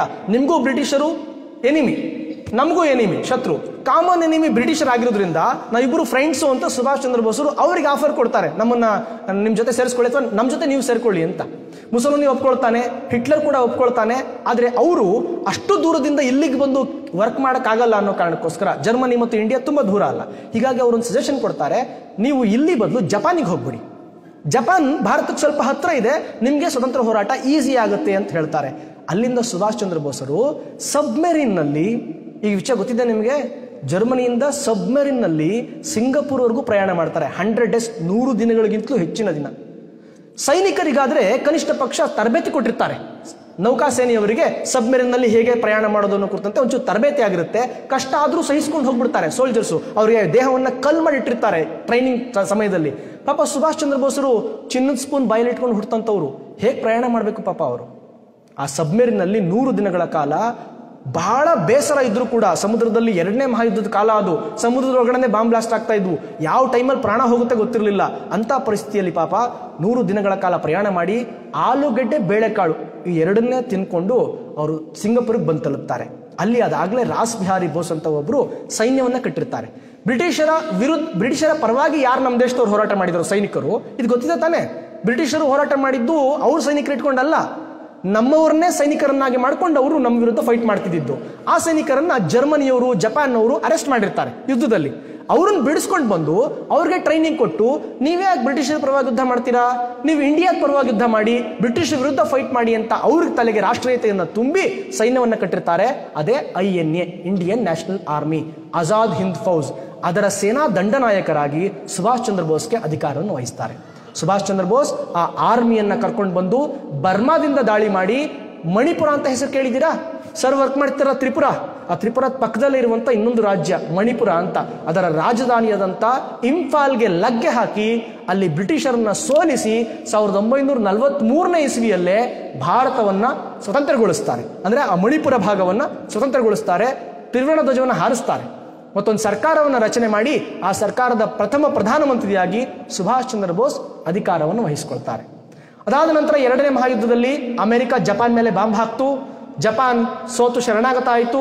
INAಗೆ ಸಿಗ್ತಾ ಇದ್ದಂಥ ನೆರವು ನಿಂತು ಹೋಯಿತು. ಆದರೂ INA ಸೈನಿಕರು ಹೋರಾಟ ನಿಲ್ಲಿಸಲಿಲ್ಲ. ಅಸ್ಸಾಮಿನ ಬೆಟ್ಟಗುಡ್ಡಗಳಲ್ಲಿ ಅವರು ಹೋರಾಟ ಮಾಡಬೇಕಾದ್ರೆ ಆ ಅರಣ್ಯ ಪ್ರದೇಶದೊಳಗಡೆ ಜೋರಾಗಿ ಮಳೆ ಬರ್ತಾ ಇತ್ತು, ತಿನ್ನೋದಕ್ಕೆ ಆಹಾರ ಇಲ್ಲ, ಹೊಡಿಲಿಕ್ಕೆ ಗುಂಡುಗಳು ಖಾಲಿ ಆಗ್ಬಿಟ್ಟಿದೆ, ಮಲೇರಿಯಾ ರೋಗ ಬಂದಿದೆ ಬಹಳಷ್ಟು ಜನ ಸೈನಿಕರಿಗೆ, ತಗೊಳ್ಳಿಕ್ಕೆ ಮೆಡಿಸಿನ್ ಕೂಡ ಗತಿ ಇಲ್ಲ. ಇಂಥ ಸಂದರ್ಭದಲ್ಲೂ ಅವರೆಲ್ಲರೂ ಗೆಡ್ಡೆ ಗೆಣಸುಗಳನ್ನ ತಿನ್ಕೊಂಡು, ಸೊಪ್ಪು ಸಿದೆಯನ್ನ ತಿನ್ಕೊಂಡು, ಹರಿಯುವ ನದಿಯ ನೀರನ್ನ ಕುಡ್ಕೊಂಡು ಬ್ರಿಟಿಷರ ವಿರುದ್ಧ ಹೋರಾಟ ಮುಂದುವರಿಸ್ತಾರೆ. ಆದರೆ ಸುಭಾಷ್ ಚಂದ್ರ ಬೋಸರು ಅದಾದ ನಂತರ ಈ ಹೋರಾಟ ಮುಂದುವರಿಸೋದು ಕಷ್ಟ ಅಂತ ಗೊತ್ತಾದಾಗ ಆ ಯುದ್ಧವನ್ನ ಅಲ್ಲಿಗೆ ನಿಲ್ಲಿಸ್ತಾರೆ. ಮತ್ತೊಮ್ಮೆ ಇನ್ನೊಮ್ಮೆ ಯುದ್ಧ ಮಾಡೋಣ ಎಲ್ಲ ಒಟ್ಟಿಗೆ ಸೇರ್ಕೊಂಡು ಅಂತ ಹೇಳಿ ವಿಮಾನದಲ್ಲಿ ಅವರು ಹೊರಡ್ತಾರೆ. ಅಲ್ಲಿಂದ ಆಚೆ ಅವರು ಎಲ್ಲಿಗೆ ಹೋದ್ರು, ಏನಾದ್ರು ಅನ್ನೋ ಕುರಿತಂತೆ ಒಂದು ಮಾಹಿತಿನೂ ಇಲ್ಲ. ಸುಭಾಷ್ ಚಂದ್ರ ಬೋಸರು ಫ್ಲೈಟ್ ಆಕ್ಸಿಡೆಂಟ್ ಅಲ್ಲಿ ಸತ್ರು ಅಂತ ಕೆಲವರು ಹೇಳ್ತಾರೆ. ಕೆಲವರು ಸುಭಾಷ್ ಚಂದ್ರ ಬೋಸರು ಅಲ್ಲಿಂದ ತಪ್ಪಿಸ್ಕೊಂಡು ಹೋಗಿ ಕಾಡಿನಲ್ಲಿ ಸನ್ಯಾಸಿ ಆಗ್ಬಿಟ್ರು, ಗುಮ್ನಾಮಿ ಬಾಬಾ ಅನ್ನೋ ಹೆಸರಲ್ಲಿ ಅವರು ತುಂಬಾ ವರ್ಷಗಳ ಕಾಲ ಬದುಕಿದ್ರು ಅಂತ ಕೆಲವರು ಹೇಳ್ತಾರೆ. ಇನ್ ಕೆಲವರು ರಷ್ಯಾದಲ್ಲಿ ಅವ್ರನ್ನ ಅರೆಸ್ಟ್ ಮಾಡಲಾಯಿತು, ಅಲ್ಲೇ ಅವ್ರನ್ನ ಚಿತ್ರಹಿಂಸೆ ಕೊಟ್ಟು ಕೊಲ್ಲಲಾಯಿತು ಅಂತ ಕೆಲವರು ಅಭಿಪ್ರಾಯ ಪಡ್ತಾರೆ. ಹೀಗೆ 108 ಅಭಿಪ್ರಾಯಗಳಿದ್ರೂ ಸಹ ಸುಭಾಷ್ ಚಂದ್ರ ಬೋಸ್ ಎಲ್ಲಿ ಹೋದ್ರು ಅಂತ ಇವತ್ತಿನವರೆಗೂ ಯಾರಿಗೂ ಗೊತ್ತಿಲ್ಲ. ಇಂಥ ಸುಭಾಷ್ ಚಂದ್ರ ಬೋಸ್ ಕಣ್ಮರೆಯಾದ ಮೇಲೆ ಸ್ವತಂತ್ರ ಕೊಡಿಸ್ಲಿಕ್ಕೆ ಹೇಗೆ ಸಾಧ್ಯ sir? Subhash Chandra ಬೋಸರು ಹೊರಟೋದ್ರಲ್ವಾ, INA close ಆಗ್ಬಿಡ್ತಲ್ಲ ಯುದ್ಧ, ಮತ್ತೆ ಭಾರತದ ಸ್ವತಂತ್ರಕ್ಕೆ INA ಹೇಗೆ ಕಾರಣ ಆಯಿತು ಅಂತ ನೀವು ಪ್ರಶ್ನೆ ಮಾಡ್ಬೋದು. ಆ ಪ್ರಶ್ನೆಗೆ ಉತ್ತರ ಇಷ್ಟೇ, INA ಯುದ್ಧದಲ್ಲಿ ಸೋಲ್ತು ನಿಜ, ಆದರೆ INAಯಲ್ಲಿ ಹೋರಾಟ ಮಾಡಿದಂಥ ಸೈನಿಕರನ್ನ ಬ್ರಿಟಿಷರು ಅರೆಸ್ಟ್ ಮಾಡ್ಕೊಂಡ್ ಬರ್ತಾರೆ. ಅವ್ರನ್ನ ವಿಚಾರಣೆ ಮಾಡಿ ಅವ್ರಿಗೆಲ್ರಿಗೂ ಗಲ್ಲು ಶಿಕ್ಷೆ ಕೊಡ್ತಾ ಇರ್ತಾರೆ. ಹೀಗೆ ಗಲ್ಲು ಶಿಕ್ಷೆ ಕೊಡಬೇಕಾದ್ರೆ ಬ್ರಿಟಿಷರ ಪರವಾಗಿ ಹೋರಾಟ ಮಾಡ್ತಾ ಇದ್ರಲ್ಲ ನಮ್ಮ ಸೈನಿಕರು, ಅವ್ರಿಗೆ ಕೋಪ ಬರುತ್ತೆ. ಇಷ್ಟು ದಿನ ಅವ್ರಿಗೆ ಚಿಂತನೆ ಮಾಡ್ಲಿಕ್ಕೆ ಅವಕಾಶ ಇರಲಿಲ್ಲ. ಈಗ ಅವ್ರಿಗೆ ಗೊತ್ತಾಯ್ತು INA ಸೈನಿಕರು ದೇಶದ ಪರವಾಗಿ ಹೋರಾಟ ಮಾಡ್ತಾ ಇದ್ದಾರೆ, ಹಾಗಿದ್ರೆ ನಾವ್ ಯಾವುದಕ್ಕೋಸ್ಕರ ಹೋರಾಟ ಮಾಡ್ತಾ ಇದ್ದೀವಿ? ಅಷ್ಟು ದಿನ ಅವ್ರು ಅನ್ಕೊಂಡಿದ್ರು ನಾನು ಇಂಡಿಯಾಗೆ ಫೈಟ್ ಮಾಡ್ತಾ ಇದ್ದೀನಿ ಅಂತ. ಆದ್ರೆ ಆನಂತರ ಅವ್ರಿಗೆ ಗೊತ್ತಾಯ್ತು ನಾನು ಇಂಡಿಯಾಗೋಸ್ಕರ ಫೈಟ್ ಮಾಡ್ತಾ ಇರೋದಲ್ಲ, ಬ್ರಿಟಿಷ್ ಇಂಡಿಯಾಗೋಸ್ಕರ ಫೈಟ್ ಮಾಡ್ತಾ ಇರೋದು ಅಂತ. ಅವ್ರ ತಲೆ ಕೆಡ್ಲಿಕ್ಕೆ ಶುರುವಾಯ್ತು. ಸುಭಾಷ್ ಚಂದ್ರ ಬೋಸರು ಹೊರಗಿನಿಂದ ಬಂದು ದಾಳಿ ಮಾಡ್ತಾರೆ ಅಂತಿದ್ರೆ ಅವ್ರ ಮೇಲೆ ನಾನು ಯಾಕೆ ಗುಂಡಾರಿಸ್ಲಿ? ಸರಿ ತಾನೆ, ನಾನು ಇಂಡಿಯನ್, ಸುಭಾಷ್ ಚಂದ್ರ ಬೋಸರು ಮತ್ತು INA ಸೈನಿಕರು ಇಂಡಿಯನ್ಸು, ನಾನು ಇಂಡಿಯನ್ಸ್ ಮೇಲೆ ಗುಂಡು ಹಾರಿಸಿದ್ರೆ ನಾನು ದೇಶದ್ರೋಹಿ ಆಗಲ್ವಾ? ಈ ತರ ಚಿಂತನೆ ಯಾವಾಗ ಅವ್ರ ತಲೆಯಲ್ಲಿ ಮೊಳಕೆ ಹೊಡಿತೋ INA ಸೈನಿಕರನ್ನ ನೇಣಿಗೇರಿಸೋದನ್ನ ಅವರೆಲ್ಲರೂ ವಿರೋಧಿಸ್ತಾರೆ. ಆ ವಿರೋಧ ಮಾಡಿ ಸೈನ್ಯದಲ್ಲಿ ದೊಡ್ಡ ಬಂಡಾಯ ಆಗುತ್ತೆ. 1946-47 ಆ ಸಂದರ್ಭದಲ್ಲಿ ರಾಯಲ್ ಇಂಡಿಯನ್ ನೇವಿ ಬಂಡಾಯ ಅಂತ ಒಂದು ಆಗುತ್ತೆ. ಆ ಬಂಡಾಯದಲ್ಲಿ ಏನಾಗುತ್ತೆ ಗೊತ್ತೇನು? ಬ್ರಿಟಿಷರ ಹಡಗುಗಳ ಮೇಲಿದ್ದಂಥ ಯೂನಿಯನ್ ಜಾಕನ್ನ, ಬ್ರಿಟಿಷರ ಧ್ವಜವನ್ನ ಕೆಳಗಿಳಿಸಿ ಅಲ್ಲಿ ತ್ರಿವರ್ಣ ಧ್ವಜವನ್ನ ಹಾರಿಸ್ತಾರೆ. ಹಡಗುಗಳ ಗೋಡೆಗಳ ಮೇಲೆ ಸುಭಾಷ್ ಚಂದ್ರ ಬೋಸರು ಫೋಟೋ ಅಂಟಿಸ್ಲಿಕ್ಕೆ ಶುರು ಮಾಡಿರ್ತಾರೆ. ಅವರು ಅದುವರೆಗೂ ಏನೇನು ನಮಸ್ತೆ ಗುಡ್ ಮಾರ್ನಿಂಗ್ ಹೇಳ್ತಾ ಇದ್ರು, ಆನಂತರ ಜೈ ಹಿಂದ್ ಅಂತ ಹೇಳಕ್ ಶುರು ಮಾಡಿರ್ತಾರೆ.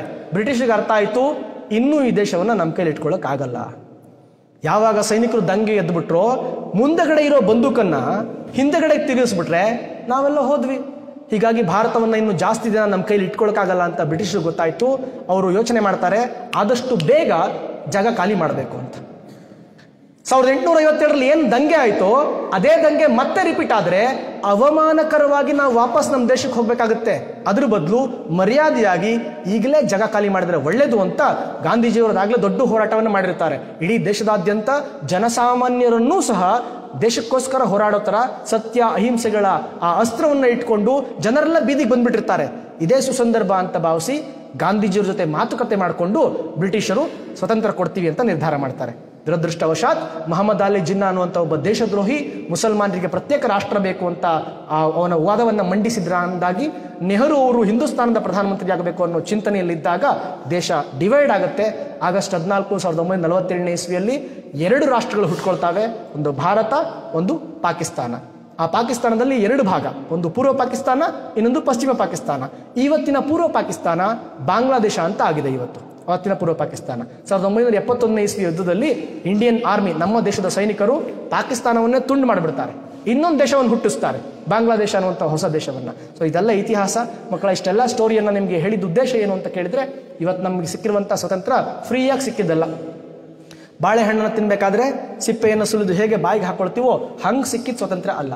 ಸಾವಿರಾರು ಜನ ತಮ್ಮ ಊಟ ತಿಂಡಿ ನಿದ್ರೆಯನ್ನು ಬಿಟ್ಟು, ತಮ್ಮ ಮನೆ ಮಠ ಹೆಂಡತಿ ಮಕ್ಕಳನ್ನು ಕಳ್ಕೊಂಡು, ತಮ್ಮ ಪ್ರಾಣವನ್ನು ಕಳ್ಕೊಂಡು, ಅಂಡಮಾನಿನ ಸೆರೆಮನೆಗಳಲ್ಲಿ ಕರಿನೀರಿನ ಶಿಕ್ಷೆಯನ್ನು ಅನುಭವಿಸ್ತಾ, ಜೀವಾವಧಿ ಶಿಕ್ಷೆಯನ್ನು ಅನುಭವಿಸ್ತಾ, ನೇಣು ಕುಣಿಕೆಯನ್ನು ಕತ್ತಿಗೆ ಹಾಕಿಸ್ಕೊಂಡು, ಗುಂಡು ಹೊಡೆಸ್ಕೊಂಡು, ಫಿರಂಗಿಯ ಬಾಯಿಗೆ ಕಟ್ಟಿ ಛಿದ್ರವಾದ ನಂತರ ನಮ್ಗೆ ಇವತ್ತು ಸ್ವತಂತ್ರ ಸಿಕ್ಕಿರೋದು. ಈ ಸ್ವತಂತ್ರವನ್ನು ನಾವು ತುಂಬ ಜವಾಬ್ದಾರಿಯುತವಾಗಿ ಬೆಳೆಸಬೇಕಾಗಿದೆ. ಮತ್ತಿನ್ಯಾವತ್ತೂ ಸ್ವತಂತ್ರವನ್ನು ಕಳ್ಕೊಳ್ಳದೇ ಇರೋ ಥರ, ಶತ್ರು ರಾಷ್ಟ್ರಗಳ ಎದುರು ಮರ್ಯಾದೆ ಹೋಗದಿರೋ ಥರ ನಮ್ಮನ್ನು ನಾವು ಸ್ಟ್ರಾಂಗ್ ಆಗಿ ಇಟ್ಕೊಳ್ಬೇಕಾಗಿದೆ, ಸದೃಢವಾಗಿ ಇಟ್ಕೊಳ್ಬೇಕಾಗಿದೆ. ಹಾಗಾಗಬೇಕು ಅಂತ ಹೇಳಿದ್ರೆ ನಮ್ಮೆಲ್ಲರಿಗೂ ನಮ್ಮ ರೋಲ್ ಮಾಡೆಲ್ಗಳು ಯಾರು ಅನ್ನೋದು ಗೊತ್ತಾಗಬೇಕಾಗಿದೆ. ನಮ್ಗೆ ಯಾರು ರೋಲ್ ಮಾಡೆಲ್ ಅಂದರೆ, ನಾನು ಹಿಂದೆನೂ ಹೇಳಿದ್ದೆ, ಹೀರೋ ಅಂದ ತಕ್ಷಣ ನಾವು ಸಿನಿಮಾ ಸ್ಟಾರ್ಗಳ ಹೆಸರು ಹೇಳ್ತೀವಿ, ಕ್ರಿಕೆಟರ್ಸ್ಗಳ ಹೆಸರು ಹೇಳ್ತೀವಿ. ನೀವೆಲ್ಲ ಹೇಳೋದಿಲ್ಲ, ಬದಲಾಗಿದ್ದೀರಾ. ಇಡೀ ಸಮಾಜ ಹಂಗೆ ಹೇಳ್ತಾ ಇದೆ. ಆದರೆ ವಾಸ್ತವದಲ್ಲಿ ಹೀರೋ ಅವರಲ್ಲ. ಯಾರು ಹೀರೋ ಅಂದರೆ ಫ್ರೀಡಮ್ ಫೈಟರ್ಸ್ ನಮ್ಮ ಹೀರೋ. ಯಾರು ಹೀರೋ ಅಂದರೆ ಇವತ್ತು ಆ ಫ್ರೀಡಮ್ನ ಉಳಿಸ್ತಾ ಇದ್ದಾರಲ್ಲ, ಸೋಲ್ಜರ್ಸ್, ಅವರು ನಮ್ಮ ಹೀರೋ. ಸಿಯಾಚಿನ್ ಅಂತ ಜಾಗದಲ್ಲಿ, ರಾಜಸ್ಥಾನ್ ಅಂತ ಮರುಭೂಮಿಯಲ್ಲಿ, ಅತ್ಯಂತ ಚಳಿ ಪ್ರದೇಶ, -50°C ಉಷ್ಣಾಂಶ, ನೀರು ಐಸಾಗೋದಕ್ಕೆ 0 ಡಿಗ್ರಿ ಸಾಕು. ಐಸ್ ಕ್ಯಾಂಡಿ ತಿಂದಿದ್ದೀರಾ ಅಲ್ವಾ? ಎಷ್ಟು ಕೋಲ್ಡ್ ಇರುತ್ತೆ?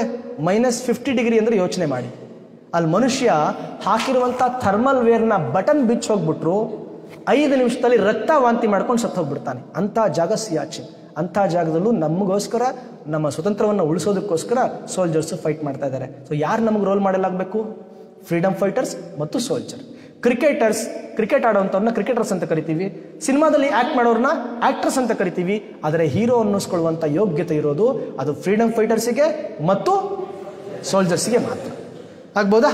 ಸೊ ಇಷ್ಟು ಹೊತ್ತು ಮಾತನಾಡಲಿಕ್ಕೆ ಅವಕಾಶ ಕೊಟ್ಟಂಥ ಶಾಲೆಯ ಮುಖ್ಯಸ್ಥರಿಗೆ, ರಾಜಶೇಖರಣ್ಣ ಅವರಿಗೆ, ವಿದ್ಯಾರ್ಥಿಗಳಿಗೆ, ಗುರುವೃಂದದವರಿಗೆ ಎಲ್ಲರಿಗೂ ಧನ್ಯವಾದಗಳನ್ನ ಅರ್ಪಿಸ್ತೀನಿ. ಜಾಸ್ತಿ ಹೊತ್ತು ಮಾತನಾಡಿದ್ದೀನಿ. ಈ ವಿಚಾರ ಅಷ್ಟು ದೊಡ್ಡದಾಗಿದ್ದರಿಂದ ನೀವು ಆಸಕ್ತಿ ತೋರಿಸಿದ್ರಿ. ನೀವು ಅಲ್ಲಿ ಇಲ್ಲಿ ಆಕಳಿಸೋಕೆ ಶುರು ಮಾಡಿದರೆ ನಿಲ್ಲಿಸ್ತಾ ಇದೆ. ಬಟ್ ನೀವೆಲ್ಲ ಬಹಳ ಖುಷಿಯಿಂದ ಕೇಳ್ತಾ ಇದ್ರಿ. ಹೀಗಾಗಿ ನಾನು ನಿಲ್ಲಿಸ್ಲಿಕ್ಕೆ ಹೋಗಲಿಲ್ಲ. ಇನ್ನು ಸಮಯಾವಕಾಶ ಇದ್ದರೆ ಕ್ವಶನ್ ಆ್ಯಂಡ್ ಆನ್ಸರ್ ಸೆಷನ್ನ ನಾವು ಮುಂದುವರಿಯೋಣ ಅಂತ ಹೇಳ್ತಾ, ನಿಮ್ಮೆಲ್ಲರಿಗೂ ಒಳ್ಳೆಯದಾಗಲಿ, ದೇಶಕ್ಕೆ ಒಳ್ಳೆಯ ಪ್ರಜೆಗಳಾಗೋಣ ನಾವೆಲ್ಲ ಅಂತ ಹೇಳ್ತಾ ನನ್ನ ಮಾತನ್ನು ಮುಗಿಸ್ತೀನಿ. ಜೈ ಹಿಂದ್, ಜೈ ಭಾರತ್ ಮಾತೆ, ಒಂದೇ ಮಾತರಂ.